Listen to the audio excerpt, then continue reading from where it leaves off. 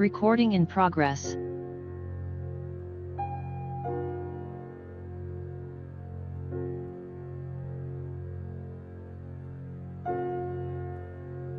We'll go live in 3, 2, 1.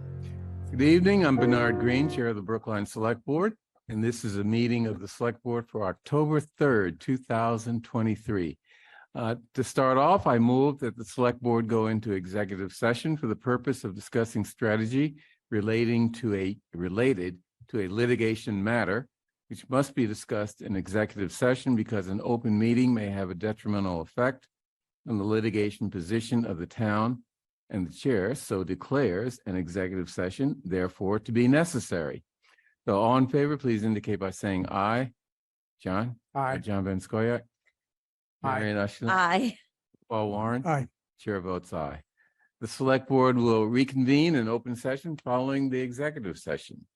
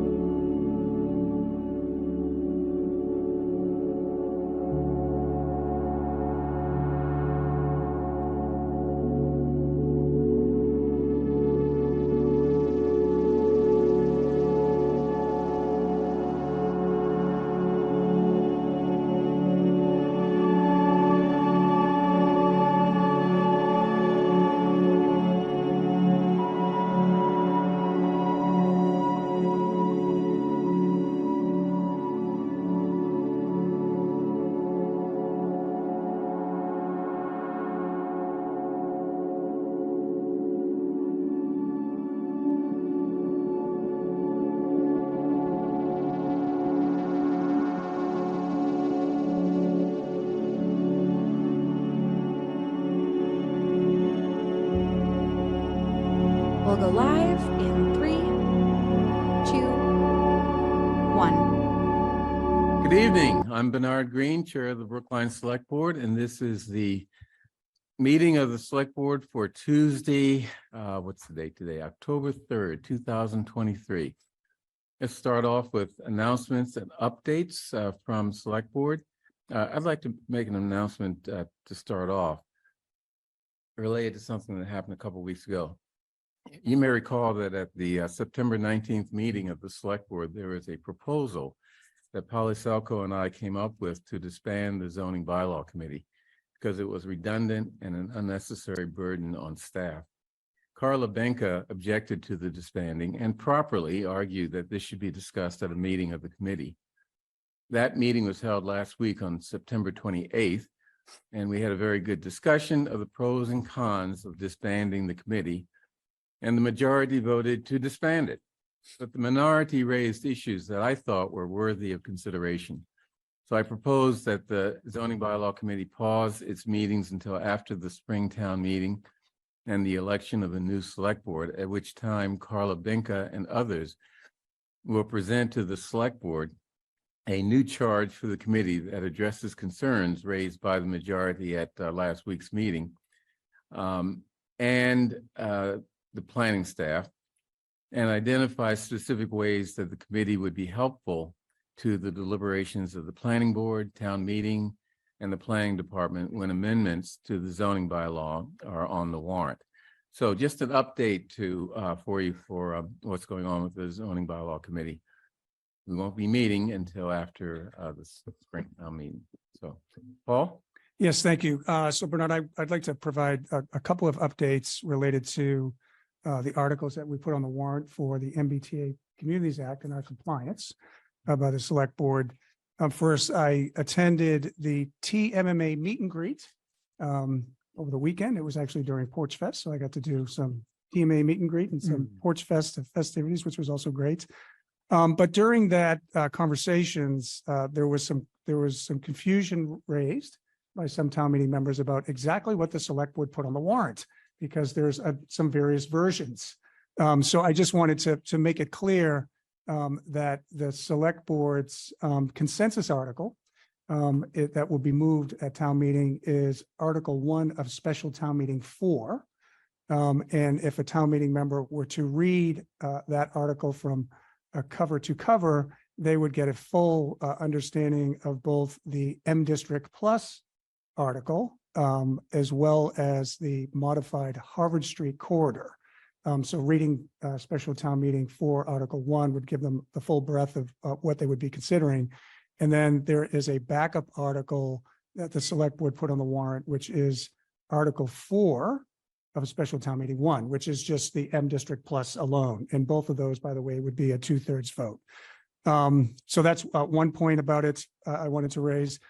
Last night, I had the pleasure of speaking at Temple Sinai with a packed group, standing group, room only audience that was there to learn about the select board's articles for MBTA compliance, and specifically the consensus article. And I was amazed at the feedback that we received, the enthusiasm for it. And I think there were probably 50 people in the room and maybe another 20 that were online. We had some great questions and a lot of great engagement.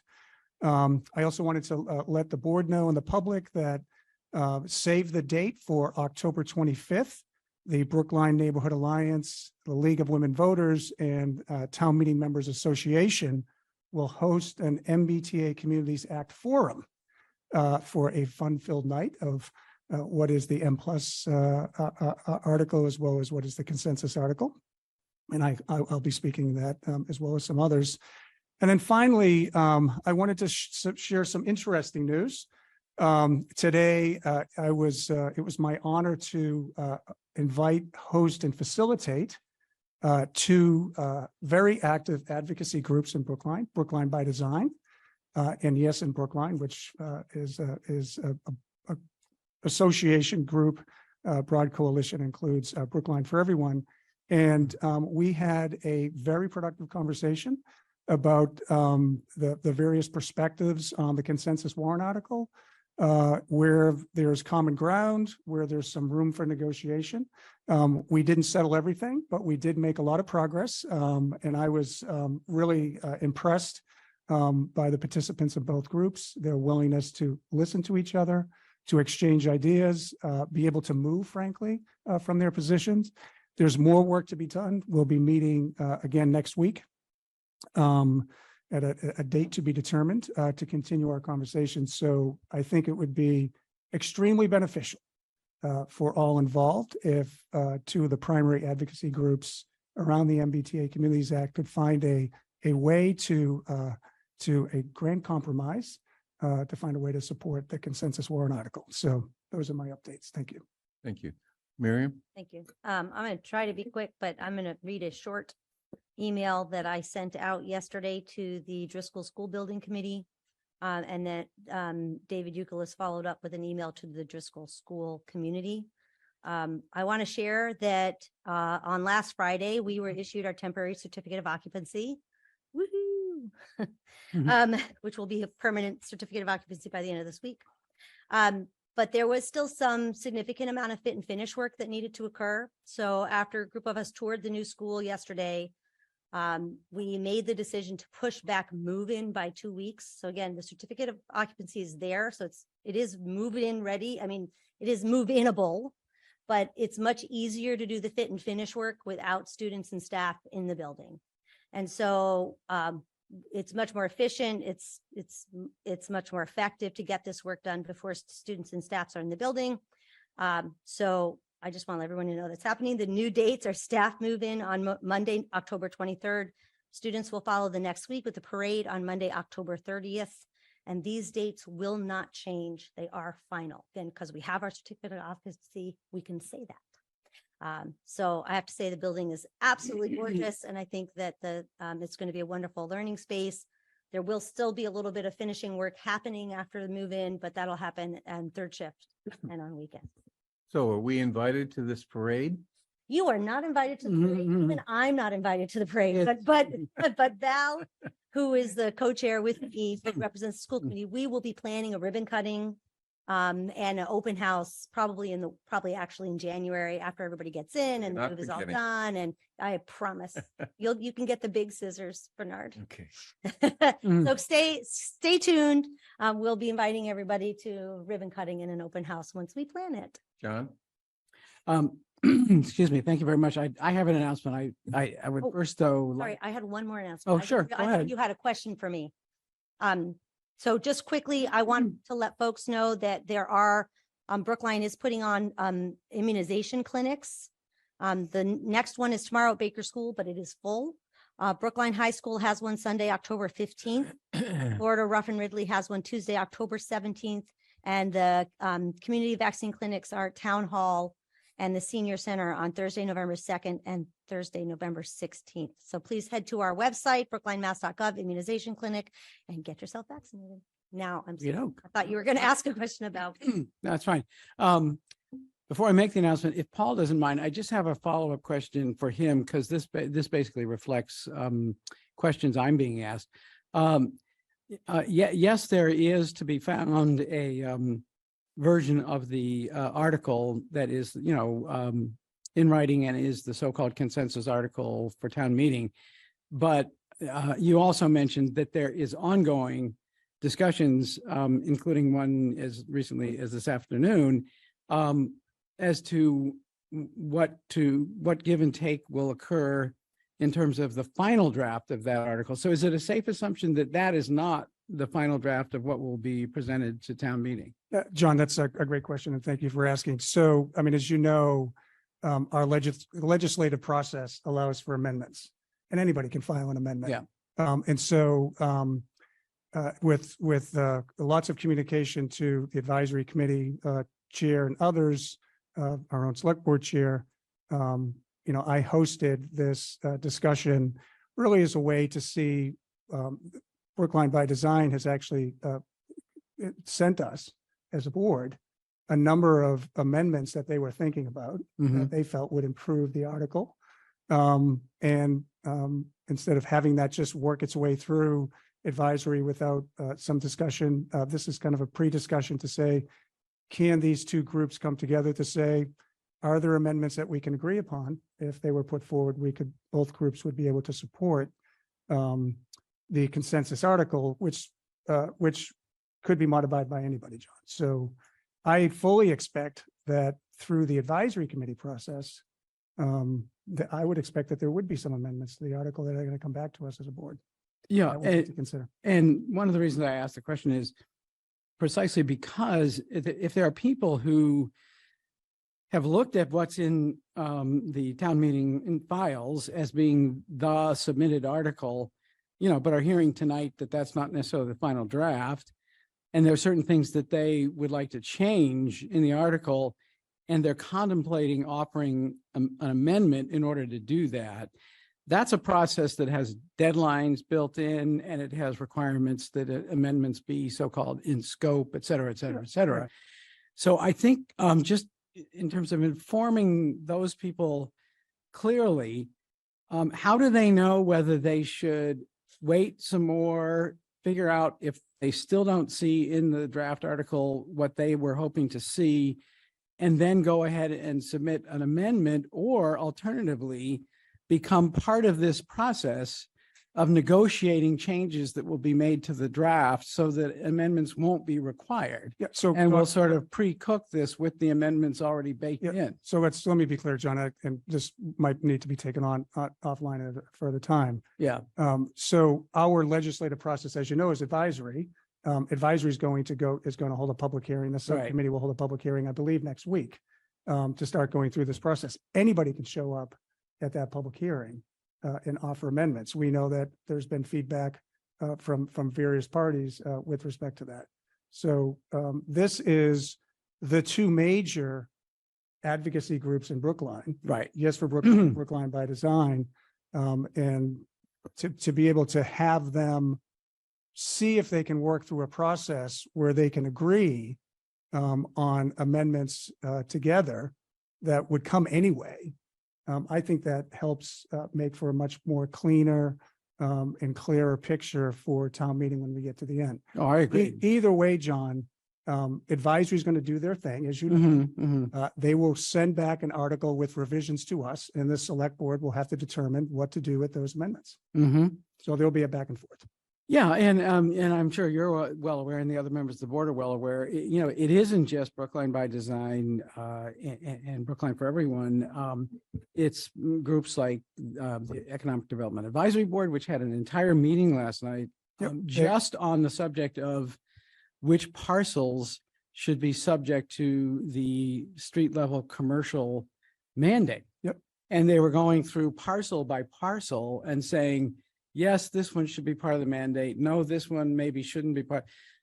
I'm assuming that'll be woven into what is eventually course. presented at town meeting, you know, and then HAB has, you know, an amendment they would like. So Would we be careful about deviating from the agenda? I mean. Yeah, so I guess what I would say to John, yeah, to but I Mr. think Van that's Scoyac, an important point of clarification Yeah, that's- because people might miss a deadline for an amendment on the assumption that, oh, everything's being dealt with behind the scenes. No. And it'll all be, you know. So John, let's be clear, because I think what I now realize what you're doing is I feel like you're trying to muddy the waters.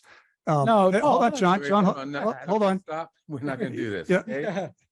Okay, Let's. John, here's I John. think We've heard Here- enough. I would like to, Wait, I hold would like on. to say one thing. We've heard enough. We know what the issues are.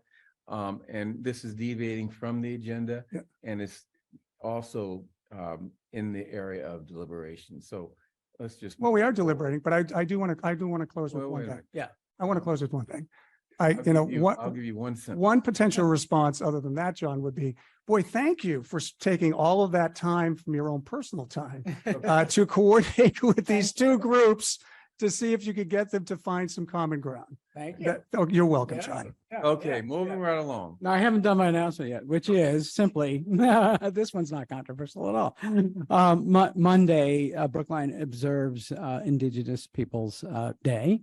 And we have a terrific Indigenous Peoples Celebration Committee, which has been working year round to make it a meaningful observance, make it an observance that a lot of people will get a lot of information, but they will also sort of, I think, get some uplift from and learn from. And the details are on that, are, you know, available if you just check out the town website for the details of the Indigenous Peoples Day celebration, which is Monday, October 9th. And we're, Here at Town Hall, inside and outside. Yeah. and is there, what times? Oh, that was one of the details I was hoping people would get from checking the Town Hall website. But it's all there. Okay. I'll look it up. I'll look it up. And Calendar. yeah. I'll figure it I'll look it up. And Okay, Go with that. moving right along. Any other? 2 to 5, 2 2 to PM 5? to 2 to 5 5. PM here at Town Hall. thanks. Sis. Okay, Devin, please announce the public comment and the rules thereof. Thank you for joining us for public comment. This is an opportunity for us to hear your perspective on the issues in Brookline that matter to you. Each person speaking tonight is limited to 3 minutes. You do not need to use the entire time, but you may if you like. There's also an opportunity at the conclusion of the board's business, pending the chair's approval, for us to entertain more public comment at the conclusion of the meeting. Members of the public sometimes raise questions during public comment. This is not a back and forth, and we're more likely to work with staff offline to get you an answer over email. We will let you know when you have 30 seconds remaining, and when your time is up, please conclude your remarks at that time. The first person signed up for public comment is Arthur Conquest.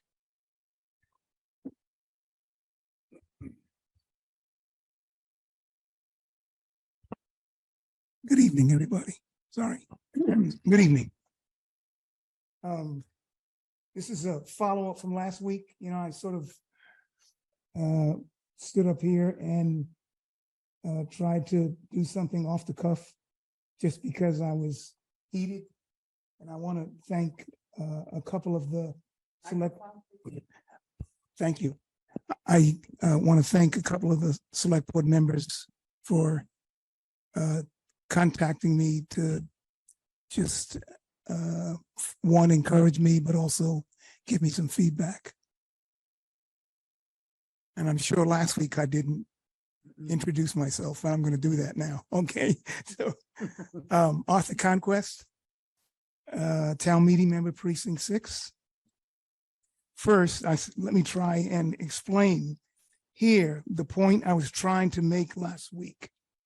A member from your board contacted me 2 weeks ago and mentioned the upcoming special town meeting next month involving the $136 million Harvard Street MBTA construction project.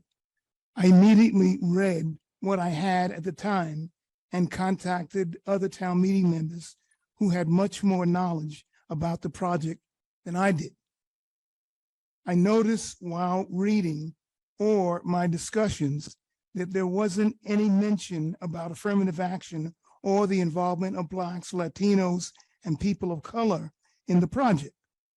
Regardless of why the hearing before the select board was being held, e.g. zoning issues, I think how, why, and where Blacks, Browns, people of color are involved in this massive project is of paramount importance. I served recently on the ARPA Funds Subcommittee specializing in dealing with the vulnerable population. One of the proposals submitted was from this town for $250,000 on a blank page with zero explanation. I was told by the staff from the 5th floor that I had to fund that proposal, no questions asked. Out of ignorance, I followed. Fast forward 6 months later, I participated in an all-day symposium in Brookline that was hosted by the Developers of Color, the Minority Developers Association, the Builders of Colors Coalition, the Community Development Corporation of Brookline, et al. It was announced at that event that the $250,000 ARPA funds were given to a private attorney for an affirmative action plan that would take 5 years to implement. In spite of hearing there would be a follow-up on the symposium, I've never heard a follow-up peep. Every morning for about 3 months now past, during my 5:30 a.m. walk around Cypress Park. You've reached 3 minutes. Okay, just give me 1 minute more, please. Is that okay? No? Sure. I'm sorry. Okay, so I'm sorry about that, Devin. Approximately 25 workers I see paving Tappan Street. Not one single Black, brown, or female. I'd like to see a diversity, affirmative action, equity component added to the warrant article that will be discussed at the special town meeting next month. And if that's okay, I'm not sure, and I'll contact someone to find out, how that can happen, what sort of involvement we need to take to be able to make sure that there's some equity in this project. And I understand that they're private, builders or whatever, but the town will pave streets and do other things that would, likely include the involvement of other kinds of people other than white males. You reach 4 Thank you. minutes. The next person signed up for public comment. Wait, excuse me, Devin, can I say something? I would like at some point to get a report to the select board on the processes that we use to ensure that there are minority and women contractors on projects that we do. I know there are, and the numbers sort of vary between crappy and good. Matter of fact, at the high school, numbers for minority contractors for the high school project were way worse than were the numbers for that part of the project that included the MBTA, which is an interesting point that we should look into. But anyway, a report as to what we currently do, and report on the particularly the 3 school or the 2 school projects that are basically ongoing, I think would be helpful to the select board as well as to the community. Absolutely. And I just want to follow up on a couple of things with thanks to Mr. Conquest. I know that this is an issue that I also take very seriously and that I'm very dialed into. The ARPA funding in question was for a joint study between the town of Brookline and the city of Somerville for what's called a disparity study.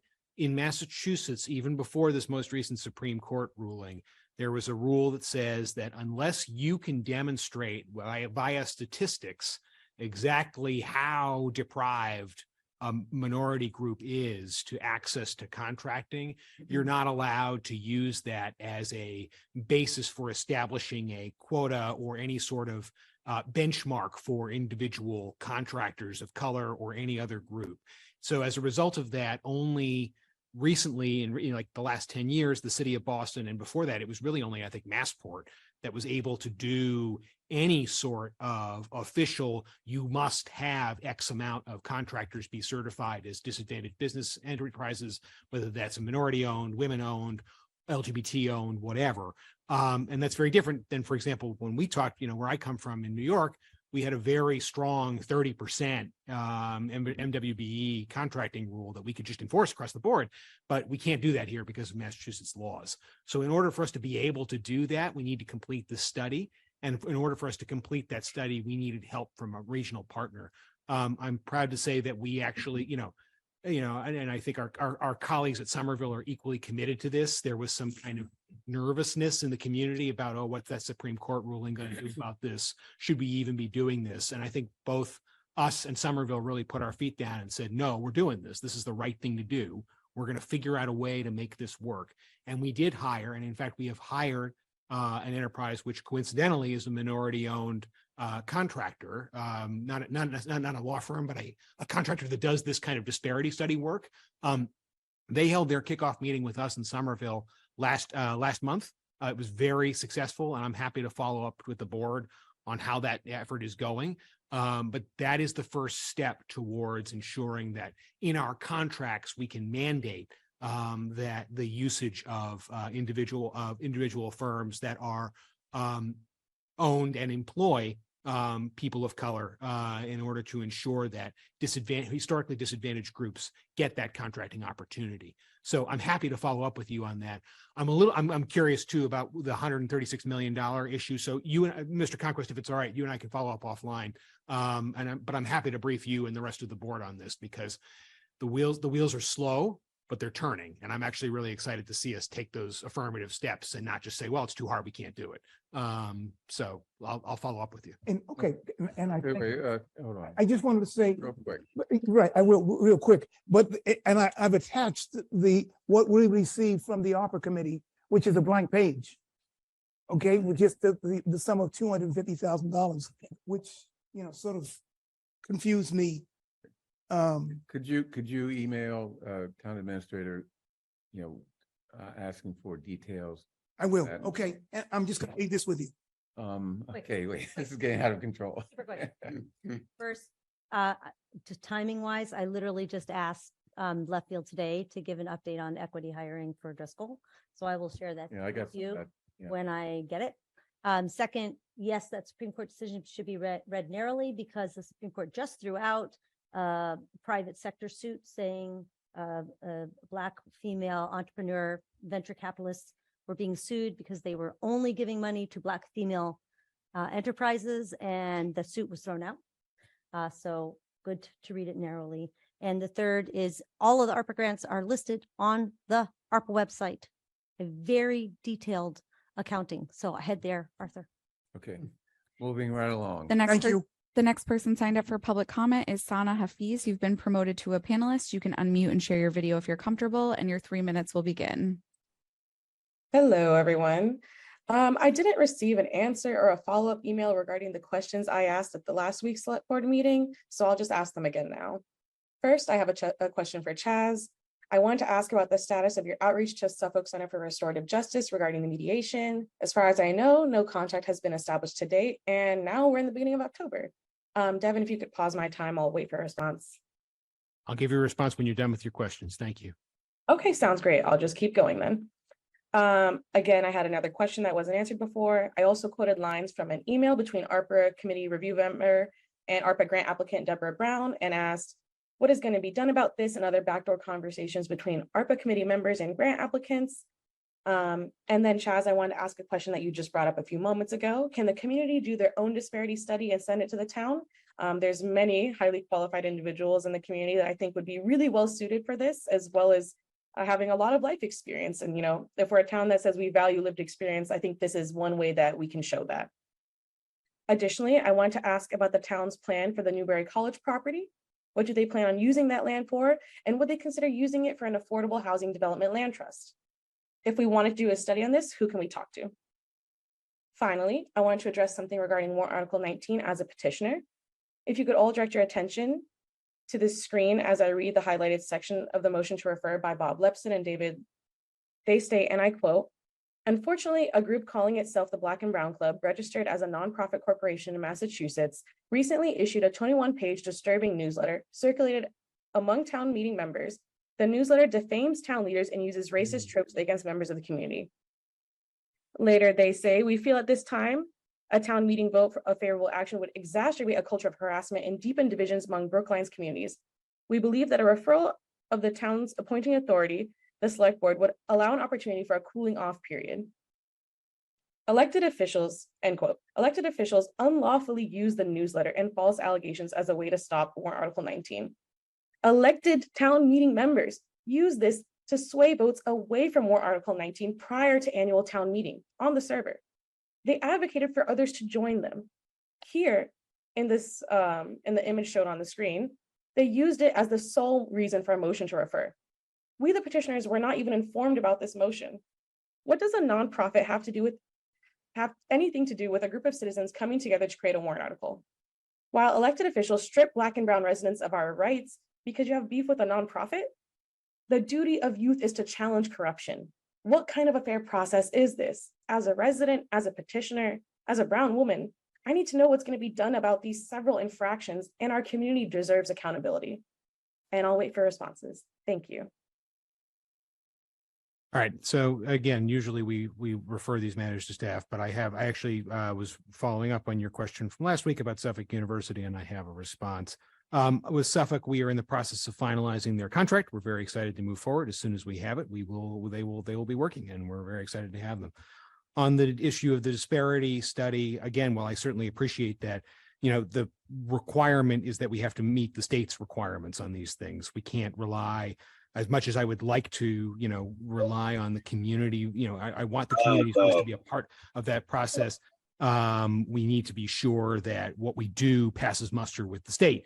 And you can always say, well, the state has hoops to jump through that are part of the strictures of, the institutional, the recent living memory of institutional racism within Commonwealth of Massachusetts. That's absolutely true. It's also true that if we are to do what we need to do, we need to make sure that we can withstand attacks on procedure as well as substance. So I want us to be sure that we are working with an organization that has success in this, and I want to make sure that they consult meaningfully with members of the community to do so. So even though if we don't have an informal community-run process as a disparity study, because we can't do that from a state perspective, the community will obviously be an integral part of that disparity study as it's overseen by the contractor in question. With regard to Newberry College, the Select Board in the spring approved a charge to determine a committee for how that will be addressed. Select Board has not yet chosen members of that committee due to capacity issues, including, there's just a lot of work going on currently in the planning department on short and long-term issues, including the MBTA Communities Act. It is our hope that after town meeting, Newberry College will be high on the agenda. We'll be able to work with staff will be able to work with the Select Board. The Select Board will be able to select members of that committee, and that process will begin. That's a long-term process, right? Because right now, Newberry College is being used to house the Pierce School, or will be used to house parts of the Pierce School who will go there while that construction is underway. Realistically, work on anything at Newberry College is not going to happen until, say, 2029, really at the earliest. So that process of determining what the highest and best use is will be a community-oriented process. There will be a committee, and the Select Board will choose the members of that committee. That committee will hold public hearings, obviously, so there will be ample opportunity for folks to comment on Newberry. As to the issues of town meeting, I can't comment on what happens in regards to what the legislature does. So I think we'll leave it there. Okay. Next person signed up for public comment is Ty Payne.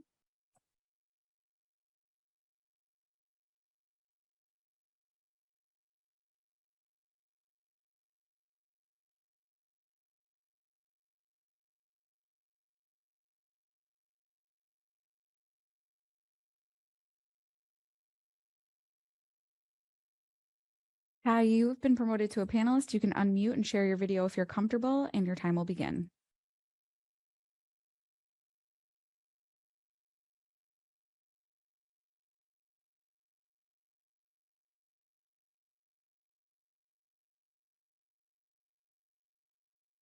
The next person signed up for public. Yeah, hello? Hi, Ty. Hello? Ty, we can hear you. If you're ready, you can get Yeah, started. I'm sorry. It took a little second to get it together. Sorry about that. Yes, well, good evening, everybody. My name is Ty, as everybody knows. Black Brookline resident, speaking in the capacity of a resident. I wanted to just announce the formation of a new group for Black and Brown community members that are the shepherds for the next generation of young Black youth and Brown leaders. We wanted to have a place where the adults and elders can collaborate to make solutions for our community and guide our youth.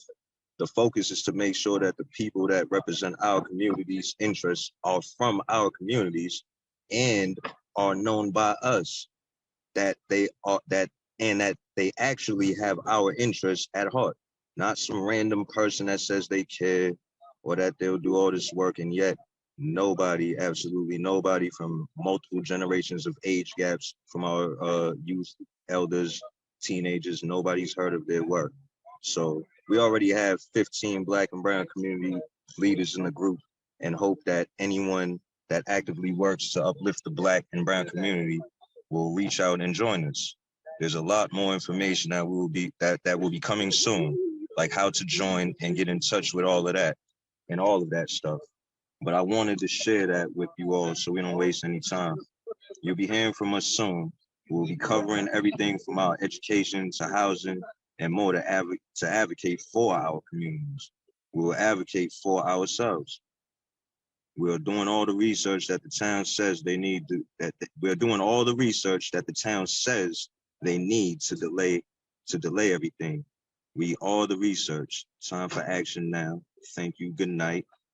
And next person. everybody have a very cozy fall, and we'll be doing our best work, and hopefully inclusion will be in the year of 2024. Thank you. The next person signed up for public comment is Adi Janusi. You've been promoted to a panelist. You can unmute and share your video if you're comfortable, and your 3 minutes will begin. Can you guys hear me? Yes. Thank you. Thank you, Devin. Ade Genesee, Brookline resident. And I'll keep it very direct and brief. These coordinated attacks that has transpired on warranted Article 19 by elected official is the main reason people don't speak up. But our generation and leaders will continue to speak. Clearly, warrant articles don't go through fair and a democratic process as we've seen with warrant Article 19. The decisions get made before the actual vote. But what we have seen both as a Black and Brown and both as the Black and Brown community and from residents at large is that the issue in Brookline is not a residence in terms of people that live here, but rather is town governance that try to control people. The issue is not the town, it's town governance. You all run the town like a secret boys club. You use the governance to serve your own interest and interest of people in your inner circle, and not what is best for anyone in the town, including residents of all races. This isn't just about race, but rather a circle of people that run government like it is a cult. When we speak up on how decisions you all make are negatively impacting our communities, you claim it is an attack, rather than understanding what your actions have done to our community. You constantly have launched coordinated attacks similar to what we've seen concerning warrant Article 19 on the Black and Brown community. This isn't the first time you have attacked us. It has been happening historically, but this is the first time we have overwhelming factual proof. A lot has transpired on our community and concerning decisions concerning our community in the last 2 years. This fight isn't just about APA or the warrant Article 19. This is about the right of a community to have fair governance, and your fears of Black folks having their own independent thoughts. It's what you all revolt against. You can see the hypocrisy. The same people who claim equity and social justice, but have no record of doing anything for our community, are the ones attacking the Black and brown community that wants its own commission under the name of cooling up, and everyone has to agree. And whatever excuse you all can find under the sun. The Harvest Street project, not all white folks agree on it. You're having a discussion on it. But yet, sooner or later, some warrant article will get passed. Clearly, you can see the biased intent and motive when it concerns Black and brown people's issue. You have 30 So seconds. going forward, thank you. You could continue the lies and false allegation. I promise in the end, none of it will stick. Our reputation and historical track record of good deeds remain intact within our community. And that is all we care about. We are not here for a likability contest. The fight continues and the process continues. All of the power players that have put obstacles in our ways will show things that you have done to keep our community down. Your initiatives will fail. Any structure from the governance created by town government will fail because there is no trust in how you guys go about making your decision. So the fight continues. I thank everybody that has reached out to us for support within the community and outside the community. We You've remain reached 3 laser minutes. focused in finding solutions. Thank you. The next person signed up for public comment is Megan Poplowski. You've been promoted to a panelist. You can unmute and share your video if you're comfortable. Your time will begin. Thank you. Good evening. My name is Megan Poplowski, and I am a Brookline resident, a Pierce parent, and I also happen to be a public finance professional. Thanks for taking public comment. My comments tonight pertain to the Pierce School project discussed later on the agenda. I would like to urge all decision makers to gain confidence that the project cost presented to voters and appropriated by town meeting is reliable prior to giving the green light to the demolition of the building where 700 kids go to school each day. This plan contains, in my opinion, too many aggressive and risky assumptions. Indeed, the timeline sold to voters has already proven too aggressive and has been pushed back. But some additional red flags include contingencies at the low end of standard ranges for a project of this length and complexity, assumptions on certain material costs that don't match current pricing on other projects, and perplexingly low relocation costs. Should these costs reveal themselves as higher at bid due to price increases or a longer timeline, or both, where will the additional funds come? Is additional value engineering even possible after the extensive prior effort? Where will the town draw the line on costs for a K-8 school with a 724 student capacity in the face of other pressing operating and capital needs? Town taxpayers and the Pierce community deserves these details. In short, let's get details before demo. Thank you. That concludes public comment. Thank you, Devin. Let's go to our miscellaneous calendar. First, approving minutes from September 26, 2023. Any edits or corrections to those minutes? Seeing none, I move approval of the minutes from September 26, 2023. All in favor? John Van Scoyac, Aye. Miriam Ashkenazi, Aye. Paul Warren. Aye. Chair votes aye. I'd like to next take items 5B through 5E together. They are in the agenda, and board members have had an opportunity to ask for additional information with respect to each of the items. Board members have done so and apparently have been satisfied with the answers that they received. So I'd like to move approval of items 5B through 5E together. All in favor, please indicate by saying aye. John Van Scoyac. Aye. Miriam Ashkenazi. Aye. Paul Warren. Aye. And chair votes aye. Next, our calendar. Police officer appointments. Question of approving the appointment of 3 student officers as probationary police officers after graduation from the Lowell Police Academy on October 5, 2023. Joseph Canavan, Ryan McCarthy, Mark Constantine. And also we have a lateral police officer, which is very good news. Someone wanting to come to Brookline from Dedham. He previously worked at Tufts and Northeastern. And that's Jonathan Dillon. So Chief Pastor, please give us more details. I'm happy to. This is some good news. We're looking to bring on 4 additional police officers to help with our staffing issues. We sent 3 to the academy. They'll be graduating this Thursday. So this is the first time we are looking to have them sworn in prior to their graduation date, just by a day, for a lot of logistical reasons we can discuss or not discuss. I can fill you in online later. It does make more sense just as a practical matter. So those 3 officers who will be graduating this week include Joseph Canavan. Mr. Canavan's a 35-year-old who resides in Boston. He was raised in Quincy and graduated from North Quincy High School in 2007. He previously was employed as a corrections officer and a deputy sheriff by the Norfolk County Sheriff's Office. Ryan McCarthy is a 25-year-old who resides in Boston. He graduated from the University of New Hampshire with a bachelor's degree in sports studies and a minor in business administration.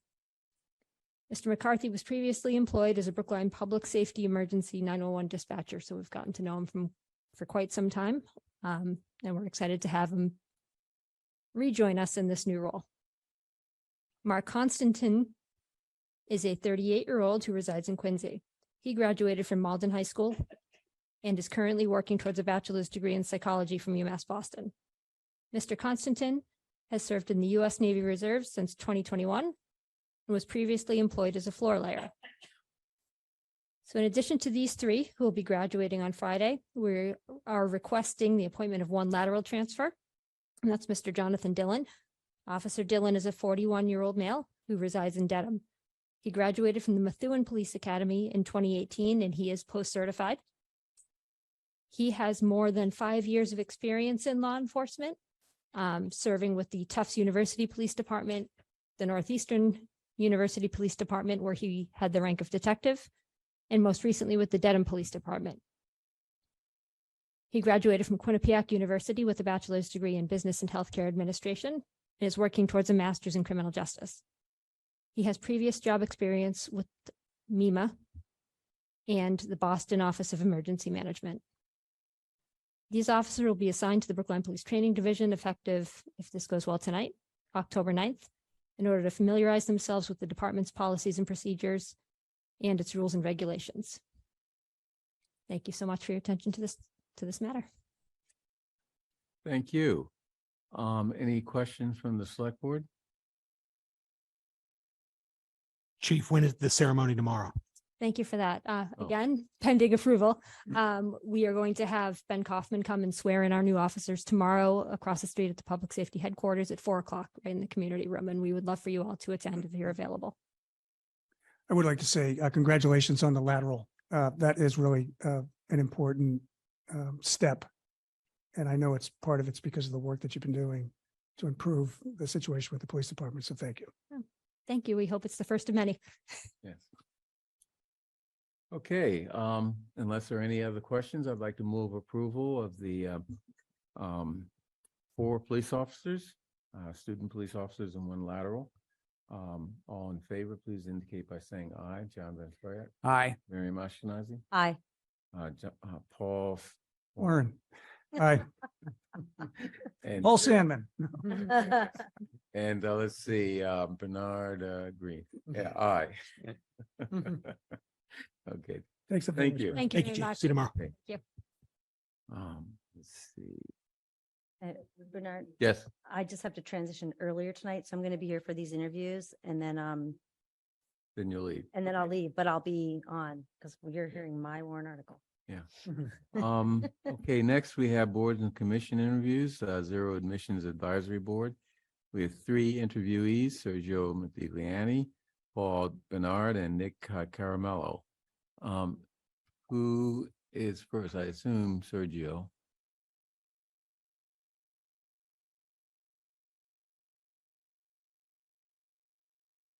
I don't see him in the attendee list. So I will send a note. Okay, And if you are attending and we can't see you, which we had problem with last time, please put your hand up, use the hand raise feature, and that can sometimes help us identify you. I'm going to promote Paul Bernard. okay.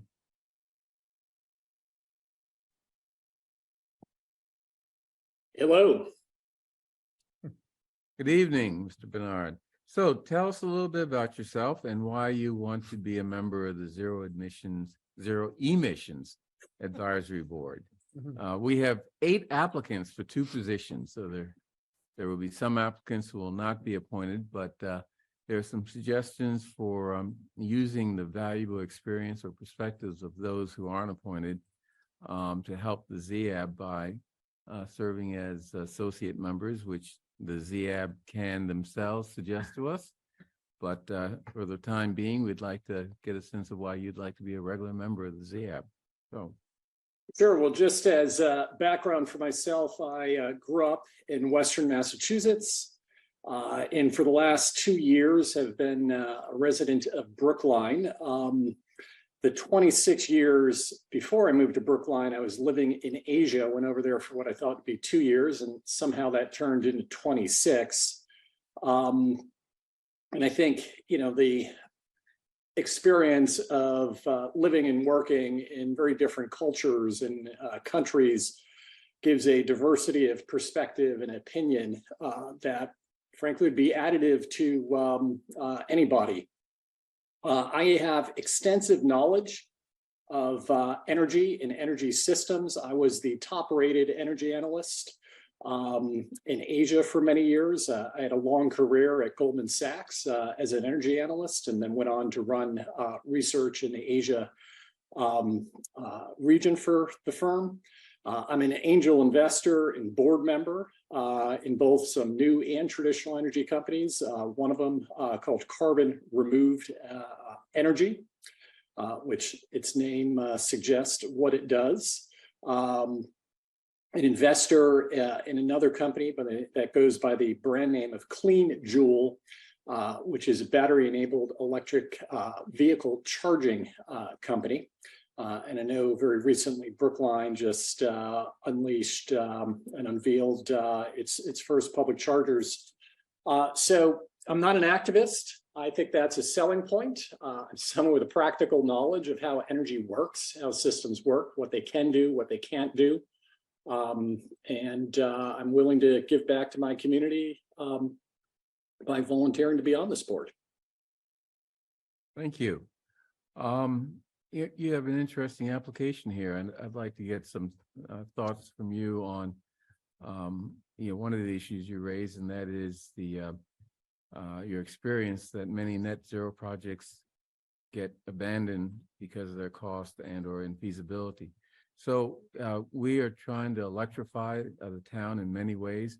Give me some of your thoughts on, what are some of the issues or problems that we're going to run into in that effort.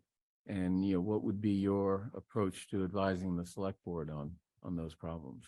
I think the first issue, and this is not unique to Brookline, it's not unique to Massachusetts, is the grid just doesn't have the capacity.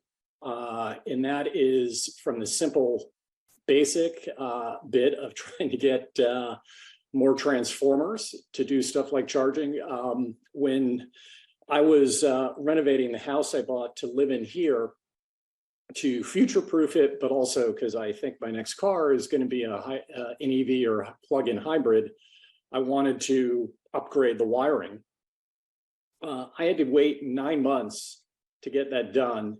And I only managed to get Eversource to do it because I kept pestering my state senator and state rep to bother Eversource to do it. So I think a lot of basic, just simple grid infrastructure, blocking and tackling is going to be the big issue with the electrification push.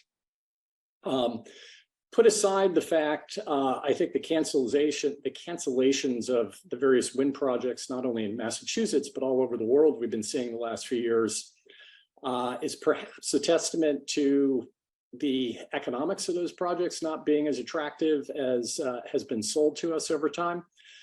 So I think there is going to be an issue of just meeting the demand for electricity, regardless of whether that's generated by so-called renewables or less clean energy forms. Those are going to be our two issues for an electrification push. Great. Miriam? Thank you. So thank you very much, Mr. Daniel or Mr. it's Bernard, right? Yes, Bernard. Yes. Mr. Bernard, not. Mr. Bernard, right? I have two questions, and they're two parts, so I apologize because they're not actually connected, but I'm looking at your resume and I see this early investor, non-executive director of Conrad Petroleum, Sandbox and Company, and Castle European. And I'm just trying to make sense of how all of they're very disparate, frankly. So I'm just interested in how those overlap. And then my second question is, and I'm just going to ask both now, because then I can turn over the mic. I had the glorious task, actually, I was very happy to take this task on, of helping craft a charge for how we should treat each other on committees and commissions. So I'm just curious, how is it that you work with people with whom you don't agree?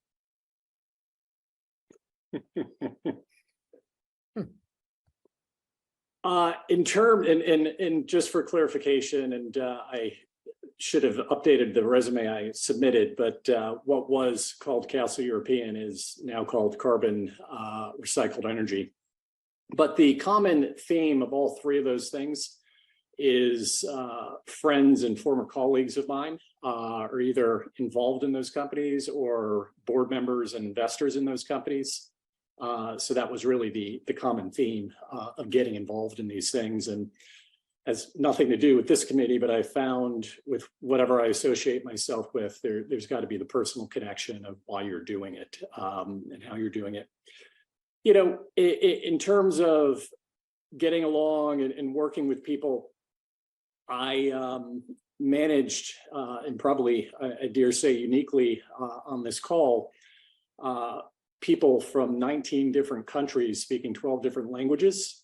I wouldn't have been able to do that job that long if I wasn't pretty good at getting people pointed in the same direction and working together. A quick follow-up, or you want to take the follow-up? I think I You- know where you're going. Yep, I think you do. Yep. Go. So thank you. And I'm probably going to be more direct than Miriam is. So and I do want to speak to the issue of it's not really handling people with who you disagree. So I think what we received some concerns about last night's subcommittee meeting of the advisory committee. And you may want to chuckle, but in the future, one of my children might come before you, well-meaning, caring about our community, caring about our future. And I think that some of your remarks, were troubling. And, part of the issue is this, we are a volunteer government. We're only as good as those who volunteer, and we're only as good as those who come before us to share their ideas. And we never want to discourage that. And so I think that as a community-facing board, ZIAB, you would need to deliberate with your peers. I'm sure you'd get along fine with them, but you also need to, solicit input from the community. So, you're going to hear some really interesting ideas, stuff that you may agree with, stuff that you may not agree with, things that you believe may waste your time. And I guess my concern is, I did watch the video from last night. And, how have you learned anything from that about our town governance model? Would you do it differently going forward? How would you handle the situation should a group of students or people that you deem, really not as knowledgeable as you coming before you on a board? How would you deal with that? Look, specific to last night, I just thought it was deviously cynical for activists to find high schoolers to front their cause. And I think that's deeply cynical. Okay, thank you. I think you answered my question. I got a question. Yeah, John? I appreciate very much the way Paul Warren phrased that. I think, we all have children, and we all appreciate the role that children are going to play in dealing with a lot of issues. And my own personal advice, if it were sought, think again about other ways that you might have responded last night, because we all have our good moments and our not so good moments at meetings, and sometimes we can correct the course in the future, and that's what's really important. I think Paul said it very well, so I won't repeat any further. I did have just on the issues on this whole question of the ZAB mission and on the question of addressing climate change. I'm very curious to know, because of your extensive background, do you agree that in order for climate change to be addressed, that global warming has to be held to 1.5 degrees Celsius above pre-industrial levels? The 1.5 target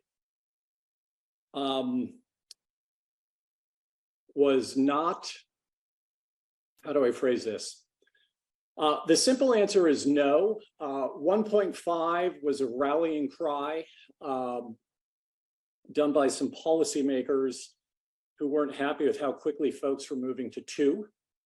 And if you actually dig in to the history of the whole UN climate thing and the Intergovernmental Panel Commission on Climate Change, that'd be very clear. And I actually know this stuff very well and very deeply.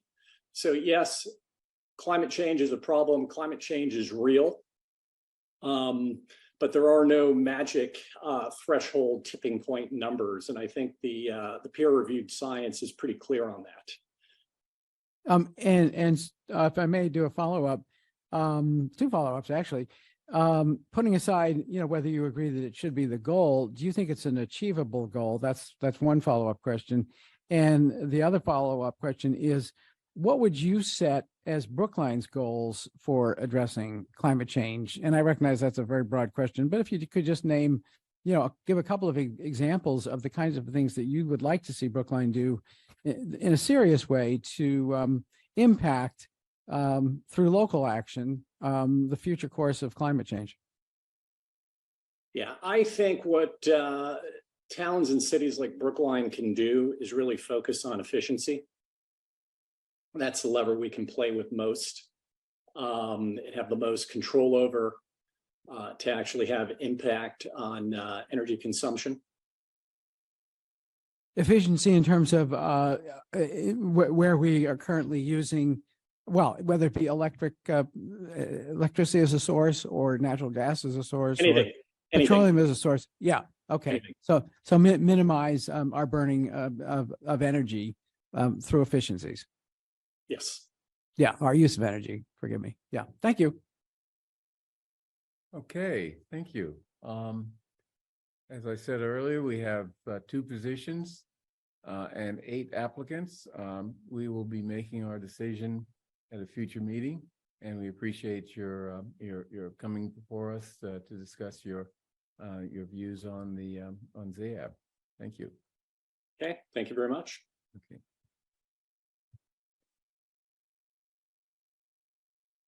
The next person is Nick Caramello. Okay. Good evening.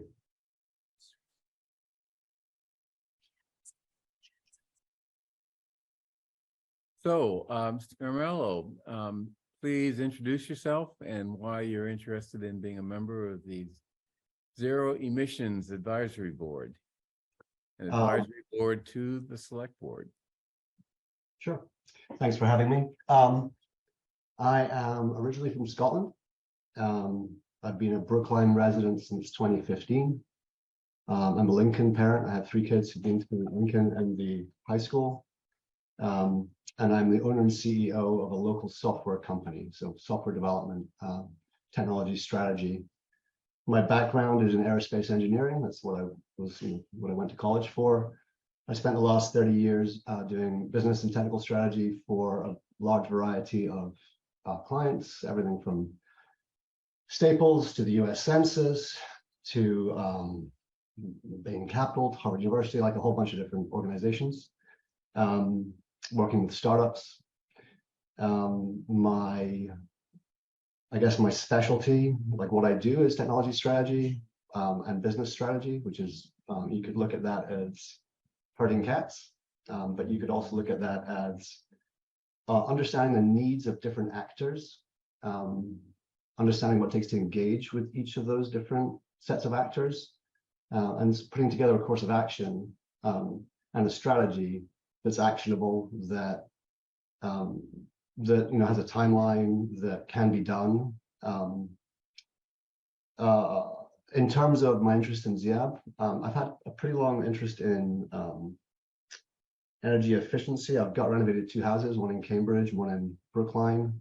I've been through the process of navigating, how to do that with the then current best understanding of how an individual might do that.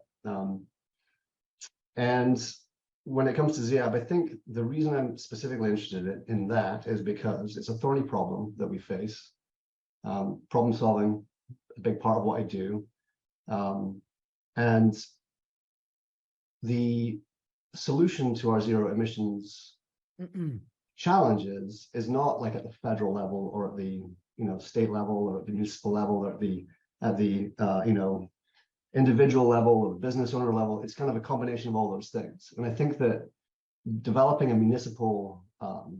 or adopting a set of municipal plans or templates that can be used in Brookline, that can be adopted from other local towns, that can become a pattern that we can sort of replicate across cities and towns in Massachusetts and beyond, for how to engage with our constituents. And that, that's whether that's homeowners, whether that's renters, whether that's, the landlords, large proportion of landlords in Brookline who may not even be residents, how we can engage with utilities and local businesses, specifically contractors, to make sure that we have the right sets of information for people. And all the information is there, I'm not doubting that. I think that one of the things I've seen is that there's often a gap, and a lot of the information is not really targeted at a specific set of people. So if you were to say, how would we target triple deckers that are owned by individuals? How would we target, individual homeowners on fixed income? How would we think about these different groups of people? How do we work with them? How do we find out what their incentives are, what their concerns are, and how do we address those? And that's something I think I would be good at, that I have a good skill set for. I also recognize you probably have a whole bunch of very qualified people, so I understand if I'm not selected for this. Thank you. I have a question that's generally relevant to all the applicants. And that is, first of all, what are some of the problems you think the town will face in moving to electrified vehicles and buildings? A question I asked the previous speaker. I think what you're going to talk about is the importance of, looking at that, not just in terms of Brookline, but in a broader perspective, and, be interested in that. Yeah. Your thoughts on that. Sure. So I think, I don't disagree with the previous person who said efficiency is important, and certainly abstractly that is important. But I think, how do you implement that at the individual level, and how do you implement that, across the town? How do we develop a pattern for that is navigable? You could go to people and say, you should really have a air source heat pump and you should install it. But there's a whole host of things that you have to do to be able to do that. And it's quite hard for individuals to do that. It's quite hard to select a contractor. When you select a contractor, they might give you bad information. I was talking to a neighbor today who wants to put in an EV charging station. He has a 200 amp circuit, and he was told he has to upgrade his circuit. He doesn't. He can go and buy an appliance that will selectively charge his vehicle based upon the amp. So people just don't, the information's there, people just don't have it. So I think getting information together, really sort of specifically targeting groups of people for specific actions, pulling in information from MassSave, and there's a lot of great resources. There's a lot of great resources in local advocacy groups, either in Brookline, in Cambridge, Massachusetts generally. How do you pull that in, and how do we specifically engage with the community? And then also to have to be humble and to understand that there are other groups, there are other towns, there are other institutions that have probably got some really good ideas, and how do we work together to adopt those ideas? Because we're going to be more successful if You know, if Brookline and Cambridge and 6 other towns are all kind of doing the same thing, and we want to affect change at the state level, we're going to be more successful. So I think that looking to kind of build those bridges to kind of leverage each other's work, particularly because it's, you know, we're all doing this in our spare time, if you like, you know, how do we make the most of what we've got? I also do think that working with local businesses is an interesting idea, an interesting direction I would love to look at, which is, you know, an organization like Tesla is very, very successful in part because of massive subsidies from the federal government, effective subsidies. Is there a model like that, a sort of public-private organized by towns, you know, maybe at the state level, that we can sort of put together, that we can adopt, that would allow for us to kind of march through neighborhoods in a way that is respectful of citizens' needs and, you know, realities.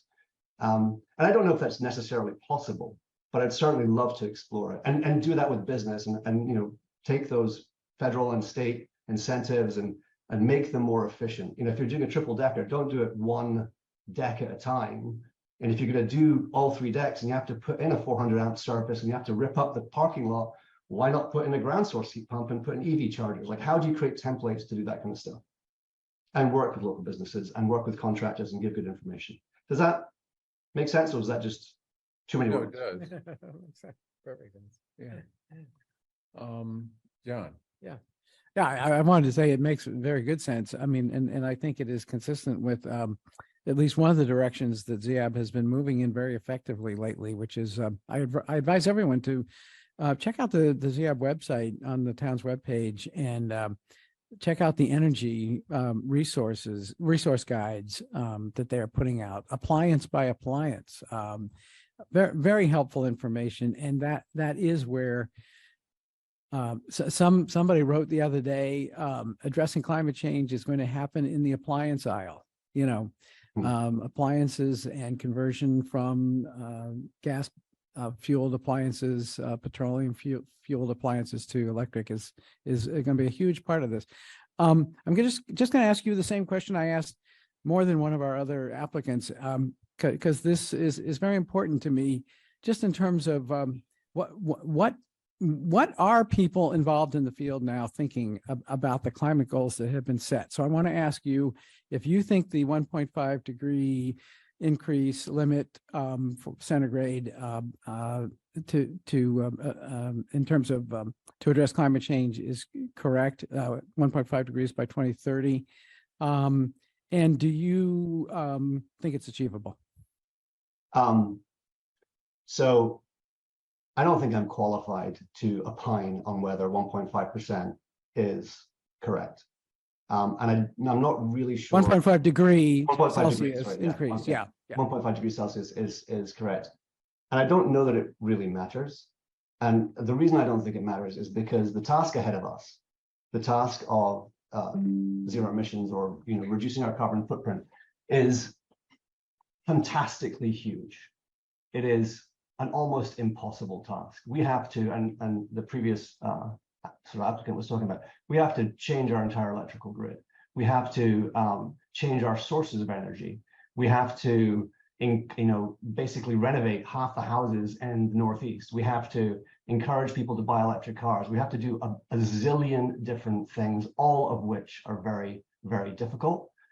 We've got to do that without charging people more money or getting people scared. There's just, it's frankly a giant and impossible task.